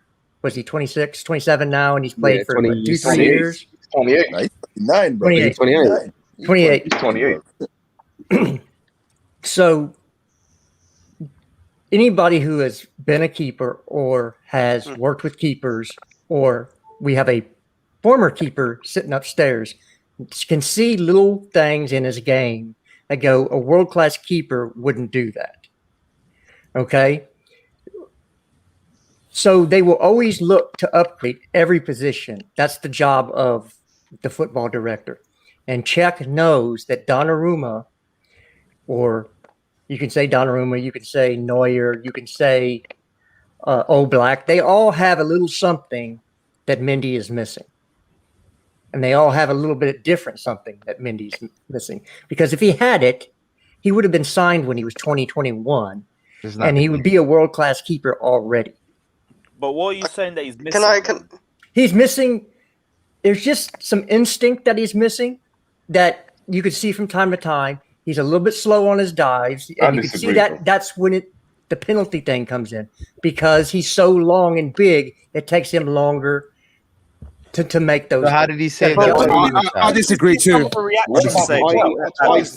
Okay, the two goals he saved in the fight in the last night's game, he should have saved. What? A competent keeper saves those.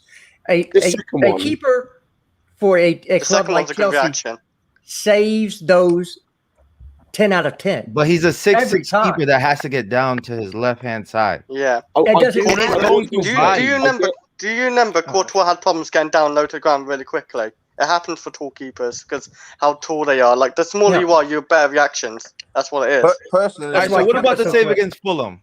Personally, I think the only problem. That was going to go to that as well, because he wasn't even able to read that until the ball was already being played from the shot. Or when he played against Sevilla. There's a reason why I think he's underrated, and I don't want to say it for the stream, but he has a lot of stuff. Like, you feel me? There's a lot of you bring up these other keepers, they have flaws in their game too.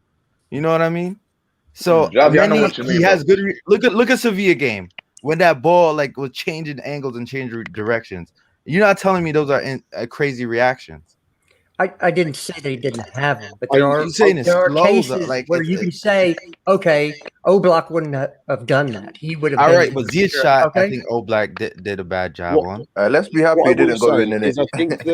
I think I get Justice point in terms of the reaction thing, but I would say it's not the reaction saves, it's reactions coming to collect stuff. That's where I'd say he needs to improve a little bit. So like the Everton game where he gave away the penalty. He needs to be switched on at all times. There's a couple of times he's not slow, but he's a little bit like there's that half second where he doesn't come. Where if he comes, he collects something calmly. Whereas there might be a couple of times where he either doesn't collect something or he'll collide with a player. Scott, do you think that was him just like it is his first season too, and it's not as physical or it's different as in the French league to the English league, and now he's looked like even like before I could say there were some flaws in his game, like the City game, his reactions and stuff, but like over the season he's just improved every time I saw him play. You know, do you see like it was adjustment or like, you know what I mean? Sam Jovi says, only- bro, Mendy is above Donnarumma. I've been supporting Milan for decades. This guy made blanket statements about Mendy without instances of the flaws. The only one I was getting from you is when you're saying he was too slow getting down to the ground, but I've seen too many instances in the last few games where it's just like, I know it doesn't happen regularly in games. That's based on our defense, but it was the same thing with Czech and the same thing with Thibaut Courtois, where it's like, it's just whenever you need to be relied on, can the team rely on you? And every single time he's come out and saved us. Well, he does. Look, professional goalkeepers should be saving 1 or 2 shots on goal a game. Okay, that's a baseline. You have to be able to do that to be for a top team. Now, And don't he you does think that. there's a difference between Mendy Exactly, he under does Frank that. and Mendy under Tuchel? The defense in front of Mendy has been outstanding. Under Frank, it was not very good. He faced more shots. Let's wait until his goal gets peppered by 15, 20 shots, and they're good shots, and see how good Quality he standards is. for him. Because you've seen that against. Can I say something? I want to talk about the goalkeeper. I hear what you're saying conflict. just to an extent, because I remember back in December when we were starting to go on that really bad run of games. And the only question that I did have of Edouard Mendy at that point was him at the near post, because he was getting caught out a few times. I remember the Wolves game. I remember the Manchester City game as well. There was also a few questions about his play on the ball, but even that improved. Right. Yeah, well, you can say the same thing about Alisson, bro. Look at his defense. Like, But yeah, like when I say about Mendy, like he saved us in many games. I will say that I hear Like, even everything. look at because Leeds. There are points that are correct, but there's also aspects in someone's argument that you can't agree with. Like, I hear some of the things that Jesters are saying. There's also some parts that I don't agree with, and I'm saying both of it. It's a bit of both. It's not as simple as just agreeing or disagreeing. Can I ask a question to the panel as well because I know we're going to talk about that, but I need to ask a question. Do you think Chilwell stepped up last night? Yeah, I think he did. 100%. Chilwell's been good for a while. Like, why did Justin go? When you define step up, because I wouldn't say he stepped up. I say he was solid, but when I think of someone saying they stepped up, I think of like a Havertz performance, where it's this guy went from being a very good player where he's putting in good performances to I'm literally going to put this guy just in my back pocket and I'm going to control it. I wouldn't say Chilwell had a game like that, but I think he was very solid. He was very, very good. I didn't mean like Havertz. I meant like for this season, I think that was his best game by a mile for me. Definitely. Kai Havertz was ridiculous. He had Ramos and Militao in a pack for 90 Kai Havertz was amazing. Bro, this guy, I want to talk about his physical Can I say something really quickly about the Real Madrid players? He's deceptively quick. He's so strong as well. Like, he was getting bodied at the start of the season. Now he's handling his headers too. Like that header he nearly had. I was really impressed. That's why I said him at centre forward is genuinely so underrated because there are so many different aspects to this guy's game. And today, everyone's going to say, "Oh, he missed about 3 or 4 chances." But if you look at the way that he was playing, legacy performance yesterday. We'll look back on you in 5 years. Do you remember Havertz against Real Madrid? By the way, have you seen the video of his shithousery? Yeah, I see that. And the thing is, he's so cool in front of goal. Imagine that, that should have went in. That would have been a peach of a goal. Like he's playing against the world-class midfielder. That is, I wanted Werner to score, man. So this little shit out, you love to see it.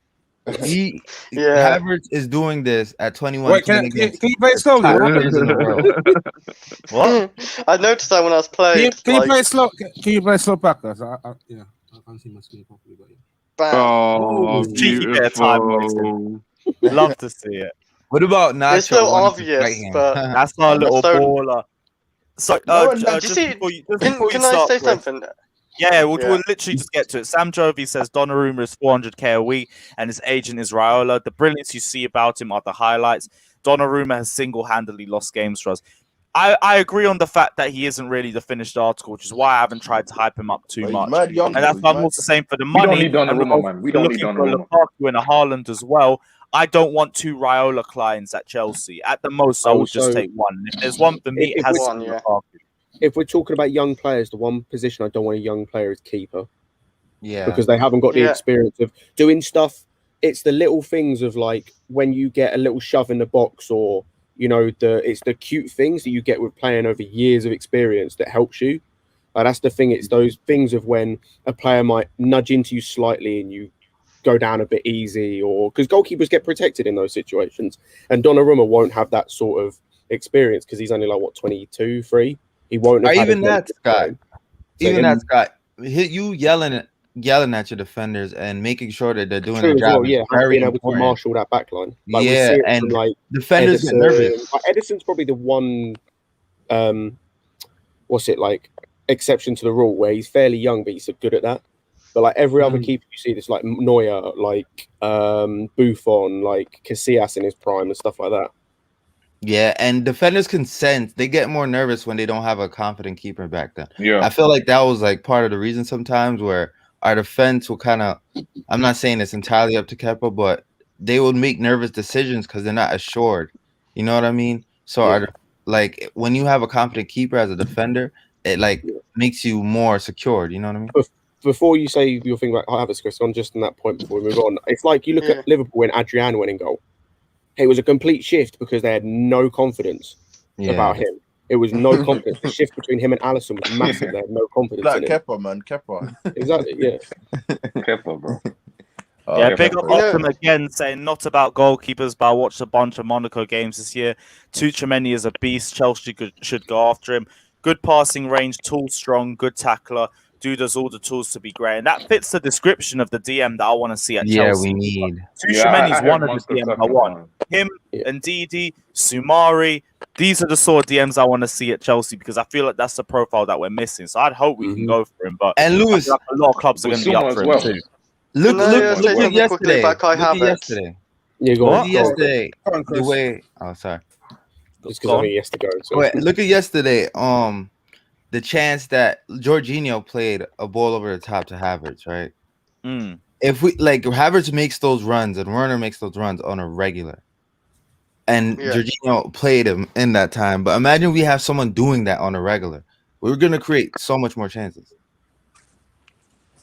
Trust me. Big up Pulisic, though. I think Pulisic was amazing when he came off. Oh yeah, he was very good. Yeah. And I was upset he didn't start, but Tuchel justified again.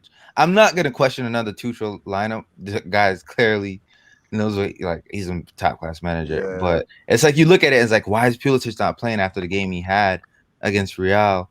But then you see exactly why he came on at that time. They couldn't live with him. He was electric. They couldn't stop him. He was Ramos 5 weeks out, thinking he could. Like I thought he could just go there and play. He looked a shadow of himself. You could tell. You could tell he was not fit. He wasn't fit, bro. I was gonna say that's what Zidane fucked them so hardly across the two legs. Like, why he tried to line up with us too? Like this guy tried to out tactic Tuchel in terms of like playing the same formation, trying to like mess with it, the way his team played, play a different system, play a different way. And it didn't work. And guess what? Do you know what's funny? Is two players that would have really maybe not changed the game, but would have helped try and give them more attacking impetus yesterday. Jovic and Ødegaard. Where are they? They're not at the club anymore because we won't fucking play them. Because Jovic shoots a two-striker formation. He's now at Frankfurt. On loan, yes, but probably leaving. Ødegaard's at Arsenal now, and he probably would have brought a creative spark. And he's now not there because Zidane doesn't play them. And it's come back. You could tell they were trying to work out how to play. It's like we knew our formation like perfectly. You could tell they're like, all right, where do we go? That pedestrian passing was like because they didn't know their formation really well. Or even Vinicius, like Chilwell was having Joy down that left because Vinicius was like clueless at right wing back to the because he's not a right wing back. He's a fucking he's not a right wing back. He's got no defensive can't play right wing back at all. Then you had the midfield, like as a the only good player in the midfield for me was Modric. Like their midfield wasn't that good to me. Oh yeah, their midfield was horrible, which is surprising. It's not that good because of Kante and Mason Mount, really.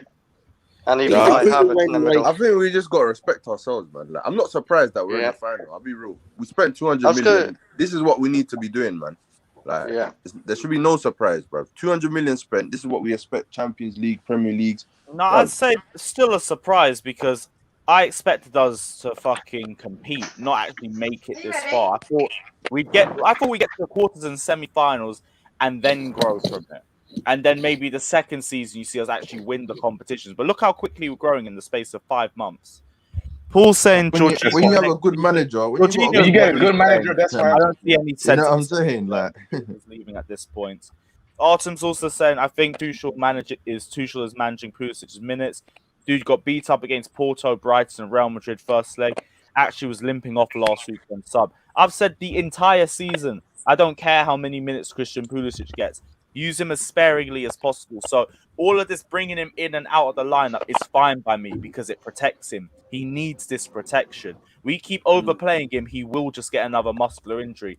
And at this point in the season, that's the last thing that we need for someone of his quality. So next game against Man City, I don't want him to start either. Actually, no, to be honest, he came on Saturday. On Saturday starts. Wait, but he was electric, though. I want Odoi to start, man. I think he changed the game. I think he changed the game, man. I think he actually changed the game. Who are you talking about?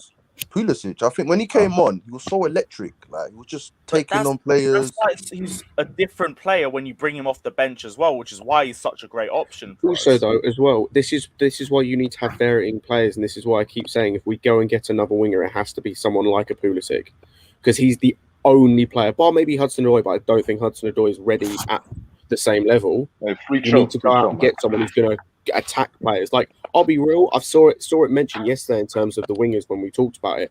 I'd take Rafinha from Leeds. Oh yeah. Yo, for absolutely, sure. Pedro Neto as well, man. Bro, imagine him in our team. No, I don't know about his end product, it's a bit shaky, but just because they're taking players on. Yeah, Rafinha is good, but you know what it is? I don't feel by him. I don't know, man. The only thing I worry about him is just, I don't know what it is, but maybe it's not a worry because he's playing under Bielsa, but I feel like his attitude might be a problem. But maybe that's me just making up a problem that isn't there. Nah, I haven't seen anything with attitude. What I about haven't seen anything. I don't know, it just strikes me as has anyone got tickets for next week's game? Say again? Next week's game, has anyone got tickets for it?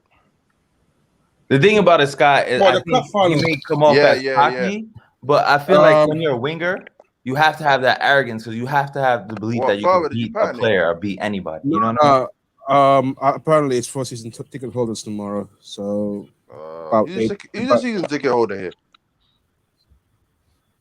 So wait, Scott? You talk about wingers. What do you think about Pedro Neto?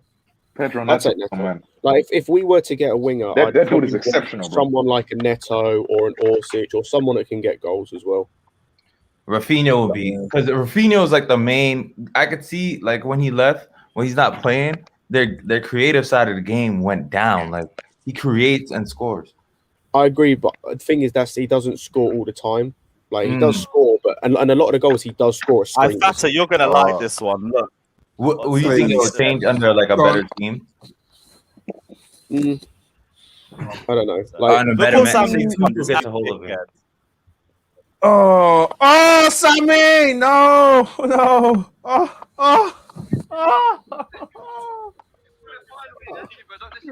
Oh, Sammy!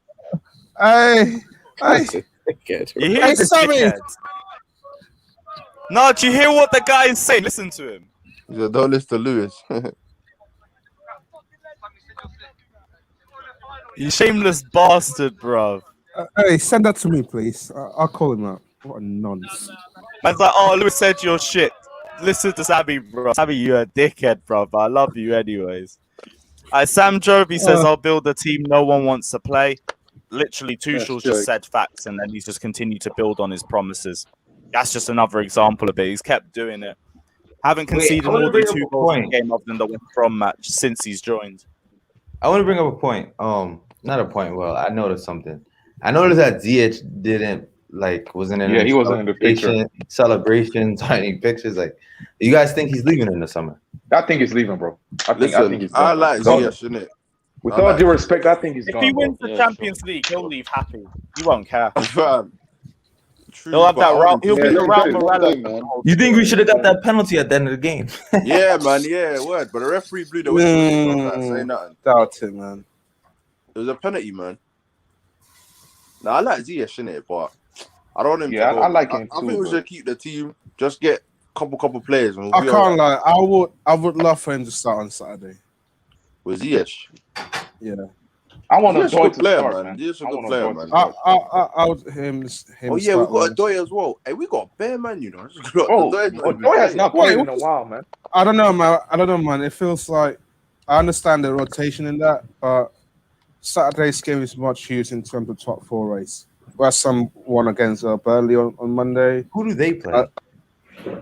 West Ham going to play Everton on Sunday. Yeah, we have to win still because we got Arsenal. Yeah. We got Arsenal next Wednesday, innit? And I want to beat Arsenal, bro. Oh my God, I want to beat Arsenal. That's where all this shit started. Like that's where the shit started shit for us, bro. I want to beat Arsenal so bad. I hate Arsenal. We got to beat Arsenal. I fucking hate Arsenal, man. That game, Chelsea players got to take it serious, man. I hate Arsenal, bro. They keep beating us. They keep I want to fucking beat them, us. bro. Man. Yeah, Lewis, I can't lie.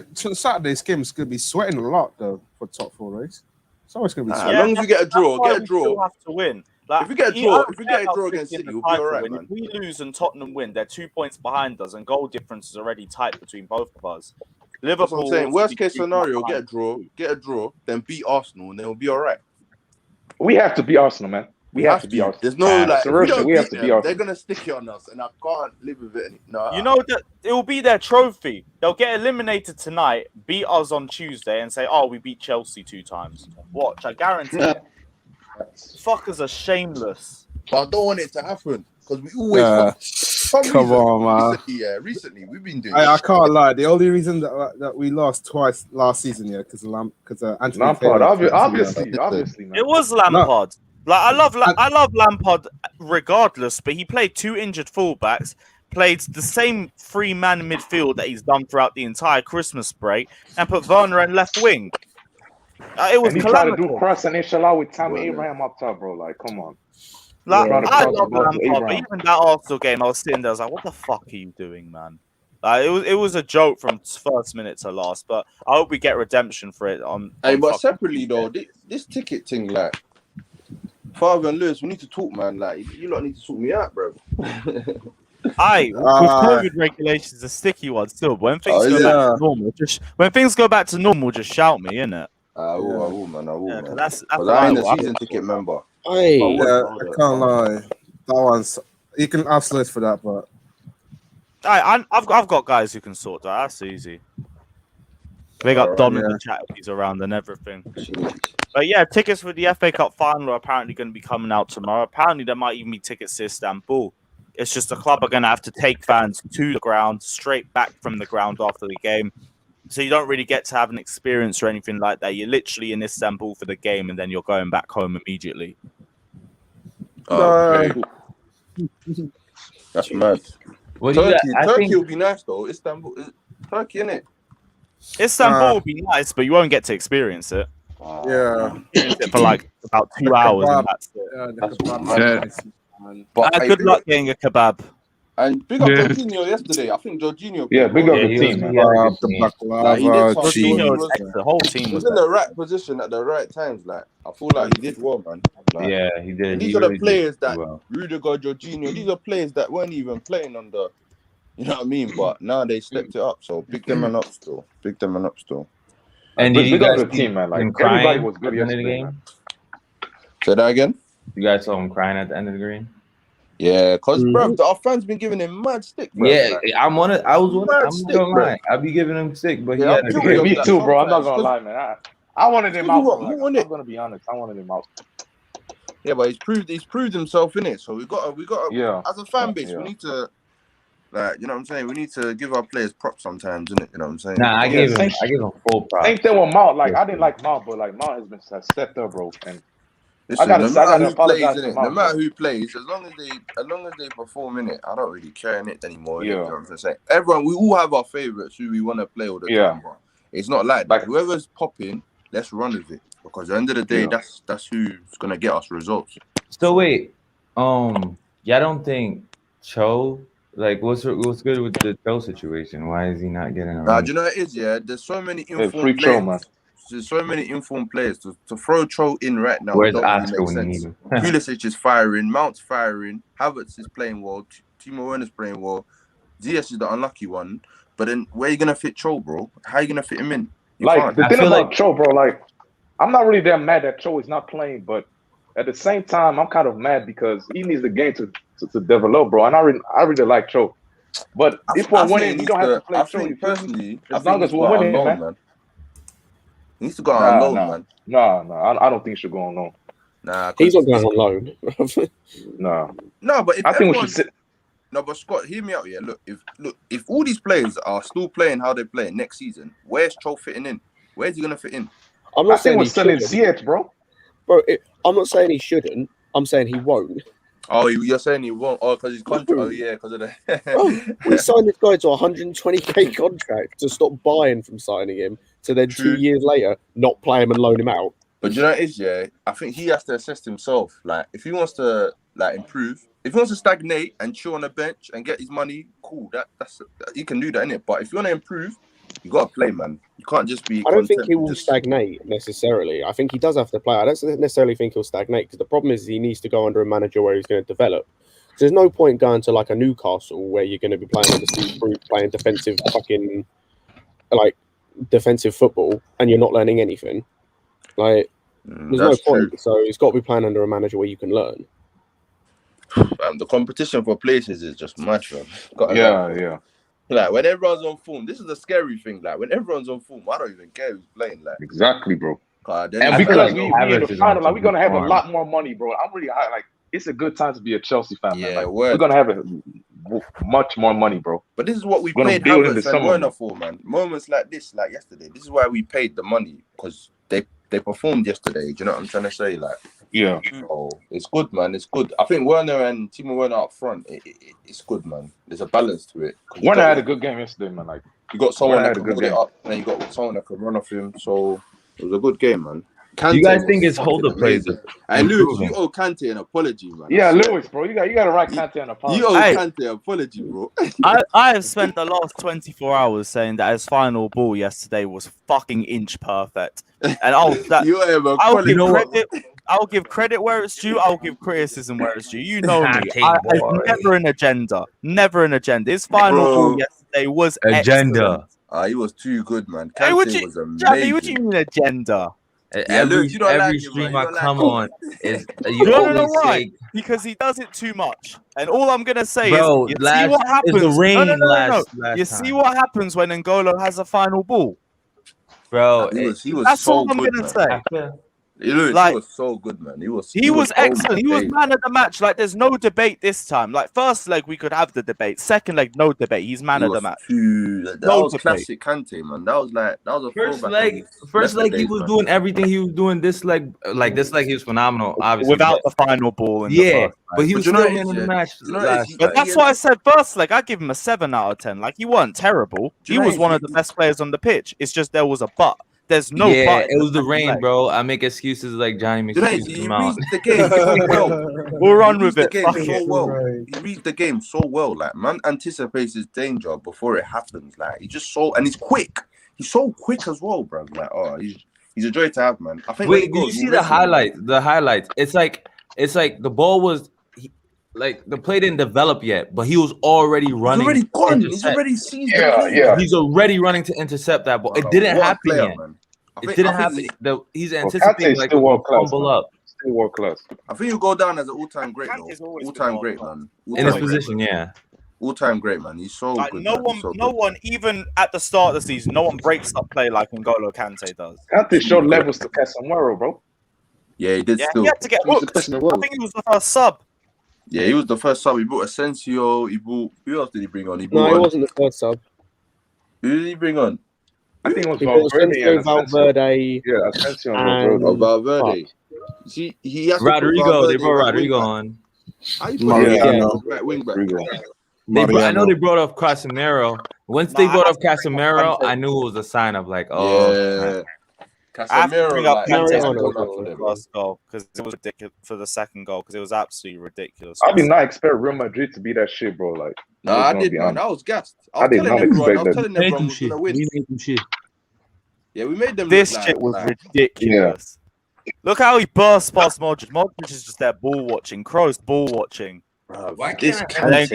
And that's the set up for the second goal. Brilliant pass to Christian Pulisic. Hey, no, but one thing we need to do, we need to start scoring, bro. Because I think Havertz had a chance. And Mount had a chance. Do you know how shook I was? We need to start scoring. 70 minutes in, I was thinking, fucking hell, these guys are going to get a goal on us if we don't kill it off. Bro, because and then thank God Mount's managed to kill it off. Do you know when them chances are missing, it's like, raw, like your blood's pumping, like, yo, fam, what is going on? Like, is it going to be our night? It's one of those days. Exactly. Bro, it was mad. I was like, why do we keep missing, bro? Like, personally, you know Havertz's chance. I feel like he should have played. Yeah, but do you know what Gary Lineker said? Oh, for the Chelsea fans, like their view was there was no way Real Madrid would get back in that game. But he said it was different. It was obviously different for Chelsea fans. But the way they were watching the game, because they were neutral, but they're not. We were in control. We were in control the whole game. Yeah, it's PTSD for us. We know how it is missing chances. Yeah, but when the Mount goal went, when Mount's goal went in, I ran out my house. I was like, yes, it's done. This is it. We got to give credit to Pulisic too, though. Like 2012, 2012, the composure, because we were rushing, not rushing, but his composure at 22 is mental. Yeah, Pulisic, man. He just needs to, bro. He needs to like pattern his biscuit legs, bro. man. He's got biscuit legs, man. He's a playoff Puli. End of the season, crazy. Fuck. It is. Yeah, he always turns up end of the season. Tom Brady Puli, man. Pulisic I can't stop bigging up Havertz though. Like Pulisic is Messi last 8 games, man, of the season. Word. You know that was there. Trust me. It's probably gonna be a meme about that, you know, Johnny. Man. Do you guys hear what Werner said about the ball coming down and heading it? It said it felt like Werner had missed, If Werner had missed that found him, I would have found him and slapped him up, blood. I swear to you, fam. I'm not gonna lie, I would have missed it. Like, I'm not. Not on my watch. No. I won't let you do that.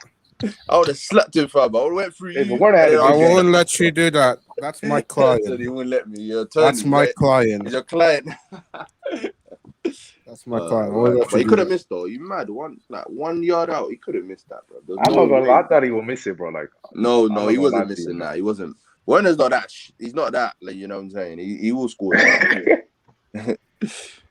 The thing about Werner, like, he gets in the positions. That's what I like. He still gets in the positions. He just. But I'm just gassed that we're in 2 finals. We're in the top 4. Like, it's been a mad 2021 still. Can't lie, fam. It's been a mad year still. Like, you can't tell me 6 months ago you will be in the Champions League final. When we were level on points with Arsenal, we were 10th, bro. I was like, yo, like, as shit as Arsenal are, we was bannering them all season. We've got the same points as them. How is this possible? But we would only do it for credit to Tuchel, man. They've been doing a whole season in 10th. Thank God. The ref. Mike Oliver, yeah. We don't need that Anthony. You know that Anthony? Is it Anthony? Yeah, but he's repping on Saturday. Is it? He don't like us, you know. He don't like us. At least when the last time he played, like, we were so shit that we didn't have to worry about losing to City. He's a prick. Man sent off Kovacic. It wasn't even a red card. He sent off Kovacic and just killed the game. Like, he's a prick, bro. It was even before that. Every 50-50 was getting called Arsenal's way. Bro, you don't like us. Which is getting ignored. There's a Kovacic bullshit red card. But all Arsenal fans lean back on is that the penalty that they got should have been a red card for Asby too. It's like, you're the fucking one anyway. I think just if Pulisic just stayed fit, we would have won that game, man, because he was electric. He was electric that game still. I can't wait for next season, man. Like when Tuchel gets his signings and we're never gonna. You think we're gonna use the same formation next season? I don't think so, man. Nah, he'll go to like a 4-2-4. He'll go to a 4-2-4. I think that as well, but then it's like, look how well we're playing, and then do you think, No. He's only doing this, Lewis, because when he gets his signings and like he's only doing it because he gets his personnel, bro. We're gonna be something else. Personnel taking us to the Champions League final. Yeah, but you have to understand, Lewis. Next season, everyone's gonna suss us out. So Tuchel's a tactician. He's gonna change it and go back to what he's comfortable with. Like he said that he used to watch Antonio. He used to watch Conte's clips about the 3 at the back. That's why he brought back Alonso. So I feel like when Tuchel brings his own methods and ideas, it's gonna be amazing. Like, it's gonna be amazing. And if we don't get a striker, then we can play Werner and Timo Werner and Havertz up front. I think it can work, bro. I think it can bang still. I think it can bang still. Because if we don't get a striker, we have to just use what we got in it. And what Tuchel said is, even if we don't get a striker, he will adapt. So that's a good thing. Yeah. That's what Conte manager's responsibility. Just adapt to a situation. Not none of I this want to see crying. us change formation next season anyway, because I feel Yeah, like we I have do. too many attacking players, and we only have like 3 spots in the team for all of them. I think we need to rotate a bit more. If it means we can make more chances too. But then again, I say that we're making more chances now under Thomas Tuchel. I think we've made the most chances in the league since he's joined. Yeah, trust. So it's like, Anyway, do we change or do we not? Because we're creating more and more game by game. Our defense is more solid and we're making more chances. Our only difference. I think we will go back to a 4-back when he gets the signings he wants. He's still flexible though. I don't know. Like, I believe it, but I just don't see the reason for it. Like now, I don't really see a reason to change from a back 3. Exactly. But again, this is the same thing that happened with Conte, man. Like we can't. The thing about Conte, like he had that Conte system. was a bit of a false image anyway. We had no Champions League football and Victor Moses at right wing. Like there was going to be questions, and then after that, like our transfers afterwards were fucking horrendous. We had the worst. Exactly. Like Conte is actually one. Like I don't really like him because all the shit players we have, we signed it under him, bro. I'm not trying to say he's the one that signed them, but why was it under him? You get what I'm saying? He didn't want any of them. He wanted Lukaku over Morata. He wanted Bakayoko to be a sub-player and Matic to still play with Kante and wean him into the job. He wanted Alexandro to replace Marcus Alonso. He wanted Van Dijk in the back line. He wanted Oxlade-Chamberlain at right wing back. Oxlade-Chamberlain? Yeah, Oxlade-Chamberlain. He's still playing. He was balling out at right wing back for Arsenal before he went to Liverpool. Like, let's not get it twisted. He was great in that position. And he would have been better than Victor Moses was in my eyes anyway, because the second season, he got massively exposed. But he didn't get any of those transfers. The thing was as well, under Conte, it was a defensive 3 at the back. It was a defensive way of playing. Whereas under Tuchel, we're playing a 3 at the back, but we're a lot more attacking with it. We're a lot more expansive. But yeah, so... And playing that defensive way of playing, sooner or later you get found out. You can't look at Mourinho. Look at like any coach who has a defensive way of playing. It's not sustainable. Sooner or later you get found out. Sooner or later teams find a way to beat that defensive wall. Also, speaking of Conte, have you guys seen the news?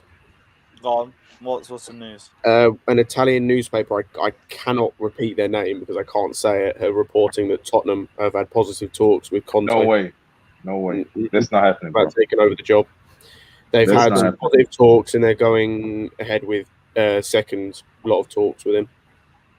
If Conte goes to Spurs, man, fuck him, bro. Respectfully, man. If who? He ain't going to Tottenham. He ain't going to Tottenham, man. You never know. Why would he go to Tottenham? He just won Serie A, bro. Like that I'd would be make more worried about Sarri going to Spurs. I think Sarri could go. You'll never see another piece of silver in his league. Both of them ain't got loyalty to us, so they'll probably both do it. No, Conte will have loyalty to the fans. Sarri, I'm not so sure because the fans rejected him. Conte is a dickhead, bro. We I would call it Conte a dickhead. He's the last time to win us the league. I'm not yeah, gonna lie, like, he was, but he behaved like some other. It was just probably in the second season. It was horrible, man. He shouldn't have behaved that way, man. Texting Costa. Yeah. Texting Costa, leaving his phone off in the off season. I mean, come on. I'm not gonna lie. We really disrespected Sarri, man. Situation. That's it. I don't like the way we treated Sarri. Everything the way he should have. He got really put in a bad place by the board. It wasn't his fault for a lot. It's only the Diego Costa situation that he should have handled a lot better. Yeah, I feel that. Maybe. Do you reckon that the media pushed him though about the situation? No, not really. The media were on him in the first season. Remember that we win. Remember that we win 2-0 against a whole City side. We win 2-0 at home against whole City side. Everyone was talking about Diego Costa going to the Chinese club. Oh yeah. Is Costa still a free agent? No. Yeah, he is. I don't think he is. I think he's at a Brazilian club, is he not? No, he is. He's a free agent. Ooh. Yeah. Joking. We never replaced him. Oh no, he is. Shit. When Giroud leaves, Chelsea need the striker, exactly. right? Nah, When Giroud he's too old now, bro. You can't. Nah, not him. I have one. Cristiano Ronaldo, man. Bro, relax. Listen, You are not signing Juventus, him, man. They have some tough fixtures coming up, man. It's not set in stone if they reach the Champions League. If they get If Ronaldo Europa, leaves, he's not coming to Chelsea, bro. Who He's not else? coming. I feel like United, bro. His wages would be astronomical, man. Exactly. His wages. Man, I would. But those And just for number 3 7 years, like, shirts, nah. man, those number 7 shirts. Jesus Christ, they would sell. See, if you're looking at it from a business point of view, it'll bang. But as a football playing and creating problems in the dressing room, I mean, like, we were all Cristiano isn't the troublemaker in the dressing room. He's no, all it's the want Ronaldo wages, for, like- dog. It's the way people like. He's gonna only Players play get for, mad like, at that. 3 Why years, you think? Why you think like Tammy's acting for more money? Do you think Hudson-Odoi, tell me, would complain if Cristiano Ronaldo earns 500k a week? It's not that. It's the to senior players that are like. I So I think was saying I'm deserve a even contract sexier than extension. Pulisic. Mad. Thank you, mate. Much appreciated. Oh wow. Oh wow, Lewis. We should bid. We should. You're telling the truth. Yeah, take it. Bro, Ronaldo is not coming, man. Also, how much is it going to cost us to get Ronaldo? 60 mil. Contract probably too much. 60 for a guy that is, fair enough, one of the best players to ever play football, but is like 35, 34. 36. He's 36, bro. 36. I think it's 36. Silver's 36 though. 36. Yeah, but he's a defender. Like, you can have other people do the legwork for him. Well, we just stick Ronaldo in like up top and just say, look, just goal hand. Just stay there, man. Ronaldo and Lampard would have been great because Reece James would be feasting. So that would be the only thing I'd say. But Lampard ain't here. Sorry, 60 mil for a 36-year-old. It's not any 36-year-old. Come on, man. Bro, it's not happening. Wait, I'm It's not not happening, bro. for Ronaldo. Nah, get out of here, man. Plus his wages as well, man. Nah, I would take him, man. I'd rather take him. Why would you take him? Fanboy. What? Just mean, to it's say that he Ronaldo, played but- for Chelsea? I mean, do I need to explain why I would take him? You know, he's scoring Yeah. loads of goals in a shitty Juventus side. I mean, Juventus with Pirlo, they are just horrible, and Bro, he's he's still 36. scoring goals. Right, but the Premier League is going to be about 4 times more. Nah, intense I don't. than He 40 would score in the Premier League. I'm telling you that right now, man. But then Would he he only has cross like the 2 ball more years in left, the man. Premier League? He's gonna go MLS, man. He still has some pace. Nah, he has some trouble in America, man. I mean, He'll probably go Bundesliga. No, I think I'll go back to I'm Sporting. German. He would never come to Germany. I'm German. He would never come to No, Germany. because I'm only thinking because he's gone to Spain, he's gone to Portugal, he's gone to England. Like, I don't know if he goes back to another. He needs league. another 100 goals in another league. No, Yeah, I think he'll go back to Bundesliga or the French league. I think he'll go back to United if he does come He'll back just to the go Premier wherever the League. weather is nice. Nah, they've said this for years. Like, Glazers ain't paying that. No way. No, I'm they just would. saying we should bid. We should get it bid. The Bro, Glazers would. why do you want Ronaldo? Why?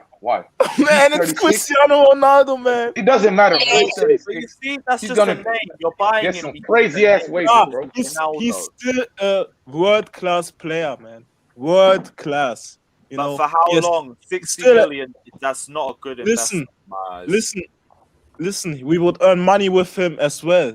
It's not like he's some no-name player, man. Shades would become they're already a big brand worldwide, but with Cristiano, sales go to the fucking to the brand that creates it, like Adidas or Nike. but it's not even for the shirt sales. But I think he would score goals. I think he would. If we're doing this though, why not go for Messi? At least he'd be on man. a free. I'd rather have Messi, man. Yeah. I'd rather have Messi all day I long. think, I'd rather have I would- Messi. Who would say no to Messi, man? I would take him but on. Messi. But Messi's also younger as well. Yeah, he'll have a bit more longevity, a Yeah. little bit more longevity than Ronaldo. Ronaldo's legs he's gonna go, man. He can't keep his body like Hey, that Johnny, and you play are the a way he plays. Ronaldo hater, man. No, but I don't hate on Ronaldo. Yes, you did, man. But you said R9 was better than Ronaldo, Johnny. No, as a striker no, position, he wasn't, bro. R9's the GOAT, man. No, he was not. No, he was. No, he was not, bro. Yes, he was. No, he was. As a number 9, R9. as a strictly number 9, he was the As a GOAT. central striker. Let me turn on my camera for this. As a striker number 9, he was a GOAT. No, he wasn't, There is bro. no better striker. Who was in the better world than him ever. in the number 9 position? There's no one better than Ronaldo. R9. CR7 is better than R9. In a 9 position? man. Yes, he is. You're I'm not even going to get into an argument again. CR7 is much better. No, he's not. Look, R9, I like R9. With all due respect, R9 is world class. Like, he's top 5 maybe of all time, but he's not better than Ronaldo, man. Because you guys are thinking all around. We're talking about specific position. We're talking about specific number 9 striker. But then again, you can't really compare because they played in different eras. So you're saying that CR7 is a better forward? I'm saying he's a better player overall. Like, you could play him like a left wing, a right wing. Not a better striker. But as a striker, he's better to watch. Okay, as a number 9. you guys haven't watched R9 in his prime. Yeah, they don't know If you're about saying the R9, way man. he was going past people, the way he was dribbling, I don't agree think with you guys that. Yes, watched yes, R9 he in is his better to prime. watch. He is better to watch, but he's It's not not better than about better to Ronaldo. watch. It's about he's just better. He's just No, he's not. the best. No, You he's forget not. that R9 did all of that with a bum knee. R9 did all of that with a fucked knee. Two double knee surgeries. Injury, Two. He had the career. If he didn't have a career-ending injury, he could have gone on. God for knows so what he much would have achieved, man. He would have. Jose Mourinho said it himself.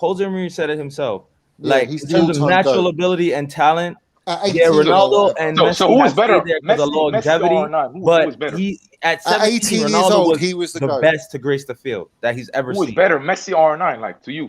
You know, Brazil were wetting themselves You guys are of a comparing it, 18, like, on a world, like 18-year-old overall. I'm comparing it R9 to the striker. not I making say, are the we talking final. about as players or are we talking about as strikers?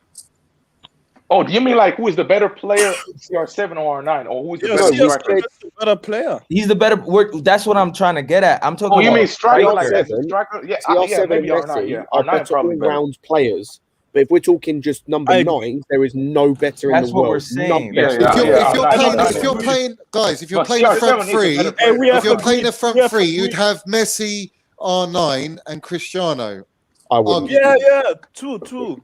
Messi That's on what I would have, the man. right, Ronaldo on the left, R9 in the middle. Nah, No, but Johnny, I'm- you said that Cruyff was in your front three, man. Yeah, Come on. fun runner, Cristiano, man. I'll put Johan Cruyff in there, bro. Come on, man. Nah, Johnny, I'm I putting- heard you calling CR7 a penalty merchant, man. Come on. Well, he did score a lot of penalties. You were hating on him on Monster Swim, man. Yeah, it's I'm not putting that I hate on Ronaldinho him. in I there. just That's all I'm can't. I can't accept that as a striker, people were saying that Cristiano Ronaldo is better. He's not. No. He's not better. Okay, as a striker, but as a player, as a forward, as a career. Ronaldo's a That's what we're striker. saying. Was That's the the whole point greatest. of the argument. Listen, I at don't 18 know years you. old, Johnny, hold on. Cruyff At is 18 not years better than old, Ronaldo, Brazil were wetting deluded, themselves if Cristiano Ronaldo, if the Ronaldo is going to make it in the final, they're wetting themselves on an 18-year-old. That's how good he was. That's how important he was. He won them World Cups, man. Let's talk about Chelsea, man. Who cares about these guys? What man? World Cup has Cristiano Ronaldo won? Come on, that's Portugal, man. What Champions League has R9 won? I don't care about Champions League. Well, it's the World Cup, man. That's the pinnacle. R9. Listen, you ask. I don't care what you say. You ask any player, what is the pinnacle, and they'll say, Mustafi I won a want to World win a Cup, bro. trophy for my country. I want to win the World Cup. Mustafi won a World Cup, right? Yes.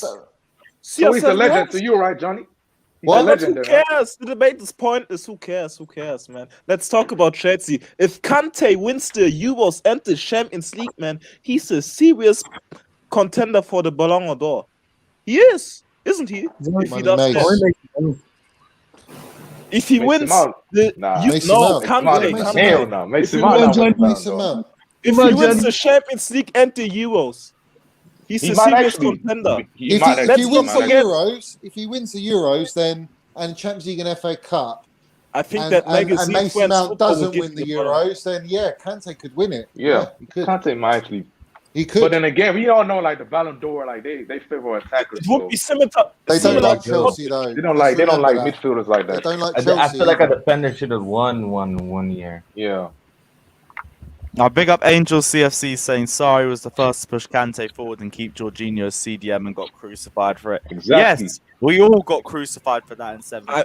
I think Kante was at his worst under Lampard, man, by far. I mean, let's not talk about Lampard, man. He had a lot of injuries. Yeah, he was in. Yeah, he was but in Lampard didn't that's rest kind of him. where I will blame Sarri a little bit, because one of the things he did do wrong was massively overplay Kante throughout the season. Even the Europa League final, where he dominated, but he should have got benched earlier as well. He shouldn't have That played. was a great performance, man. I didn't I even feel like notice it. I feel like the burnout that he suffered was all because of those events that happened before, like him overplaying. I think he went to World Cup. After he got out of the World Cup, he had a lot of injuries. He never got that to refuel himself. But now he's being managed correctly, and we're seeing we're seeing back to the best content. Hey, I have another question for you guys. Is Kante a bigger Shades legend than Hazard if he wins the Champions League? Yes. To me, yes. Yes. Yeah, I guess. Debatable, Yes, though. he is. Debatable. To me, Debatable. Is Kante a bigger legend than Hazard? If he wins the Champions League. Because Hazard never did anything for us in the Champions League. Let's be real. He never did anything.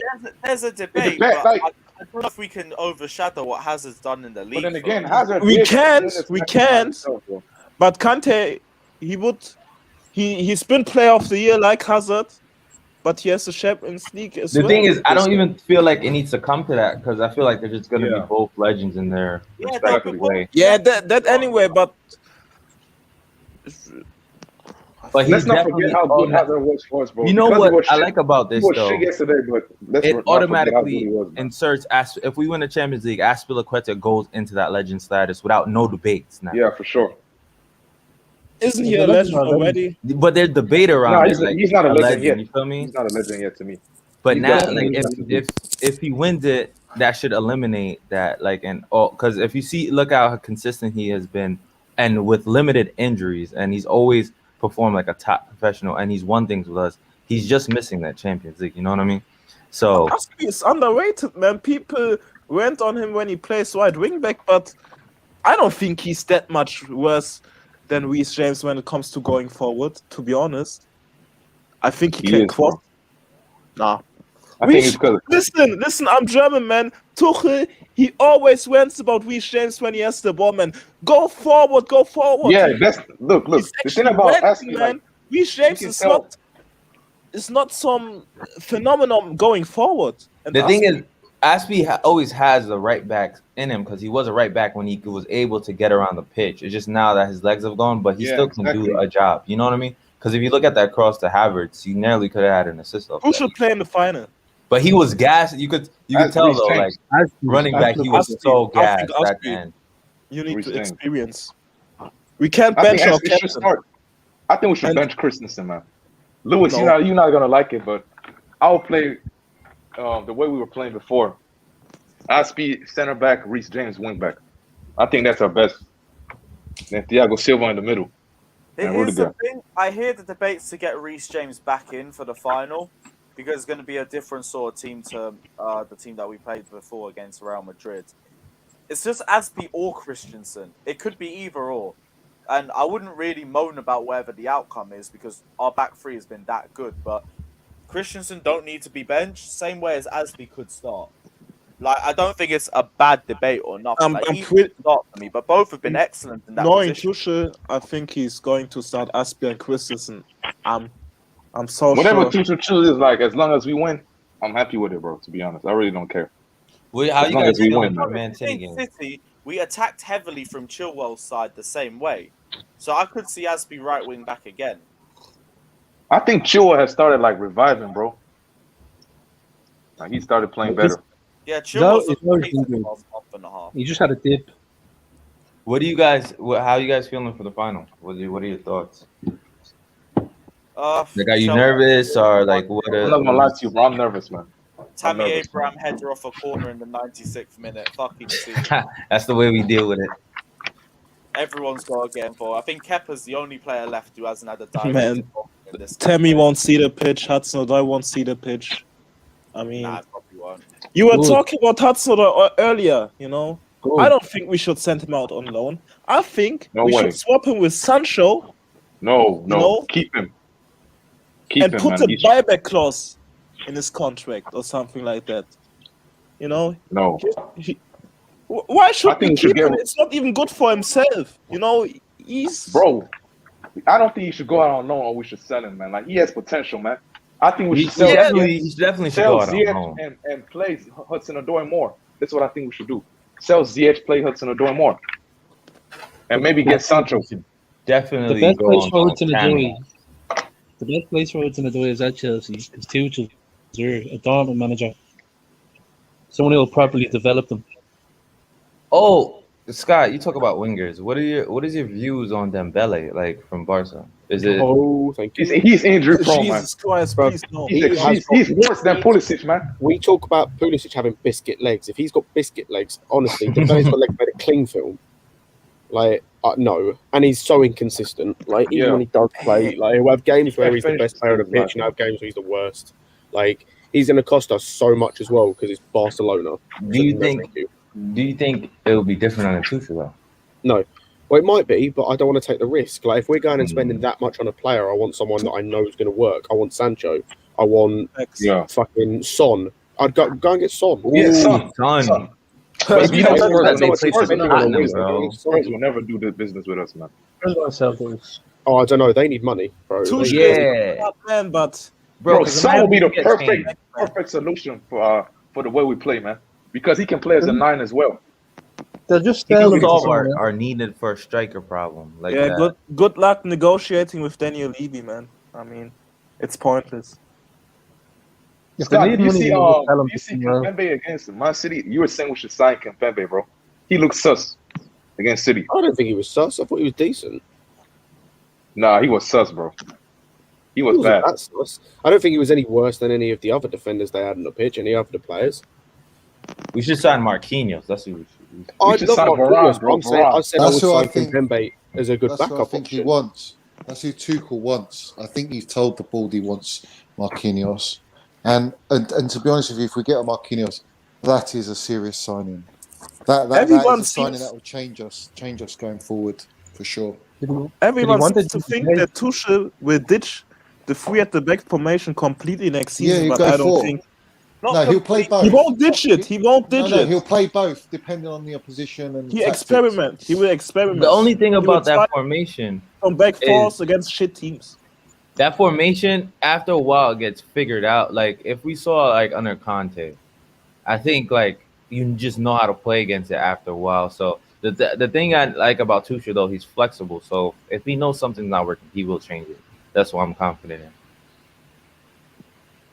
in. Yeah, but I think the back threes of Conte and Tuchel are so different, and we have we have much better players than we had when we won the league. To be honest, man. Apart from Hazard and Costa, our squad wasn't all that, man. Alonso and Moses, not really that good. Pedro done a job. Cahill, people hated on him quite a He bit. was kind of falling apart by his second season. It's the same thing for a lot of players. Are you talking about first season Conte or second season Conte? First season, we knew that the players had a lot of flaws, you know. We saw them under a back four, they weren't really good, you know. It was just a lack of Champions League football, if we're being honest. Yeah, that helped us massively, man. That Spurs team was actually good, man. I can praise them because they're not here anymore. They are shit. They're back to where they belong. Fucking Spurs. But that Spurs team, when we won the league, man, that was a frightening team, man. Dele Alli, Eriksson, Harry Kane, they were firing like crazy. Bro, what happened? Is Dele Alli still playing or like is he retired or something? Like, yeah, he's retired, man. He's worse. He's at Tottenham. He's a Rasta man now. Yeah, that's done, bro. Son will be the perfect signing, man. He'll be the perfect signing for us. But we all know they won't do business with us. Son. Oh, yeah, Son. I thought you said Salah for a second. What? No, get that. Nah. I don't want that fraud. Nah, I don't want Salah, bro. But the thing about Son, I feel like he needs like a number 9, like a Kane to play with. You know what I mean? Havertz. Oh yeah. I'm gonna have to jump off, boys. Lewis, I'm gonna jump Yeah, off. no worries. Big man. up, man. See you later. Anyone got any final thoughts anyway before we end the stream? What do you guys think about? I think our attack is coming along. Like we're creating. We need to still be more clinical, but it looks like it's gelling more because we have more consistency, and I feel like Werner is improving. Like if you look at his last 2 goals, right? It was him holding up the play before that contributed. Like if you look at how he held up West Ham, played it out to Chile, scored. Look how he held it up for Conte, did the double pass, and then he scored. Like once I said that when he scored against West Ham. Those are the things he needs to do to score more goals in the league. Hold up play and then get into the box and he's receiving it on the end. And I feel like he's improving on that. He's getting used to things. I feel just needs to improve on banging in his chances. Just get that 3 points on Saturday. That's all. Damn right. Oh yeah, guys, that's important. Big up. It's been another long-ass stream, and I've loved every second of it. Big up everyone who's been locked in. Smash the like and subscribe button. We will leave with a photo of our man of the match, same as yesterday. So take care. Like and subscribe. We out. The MVP.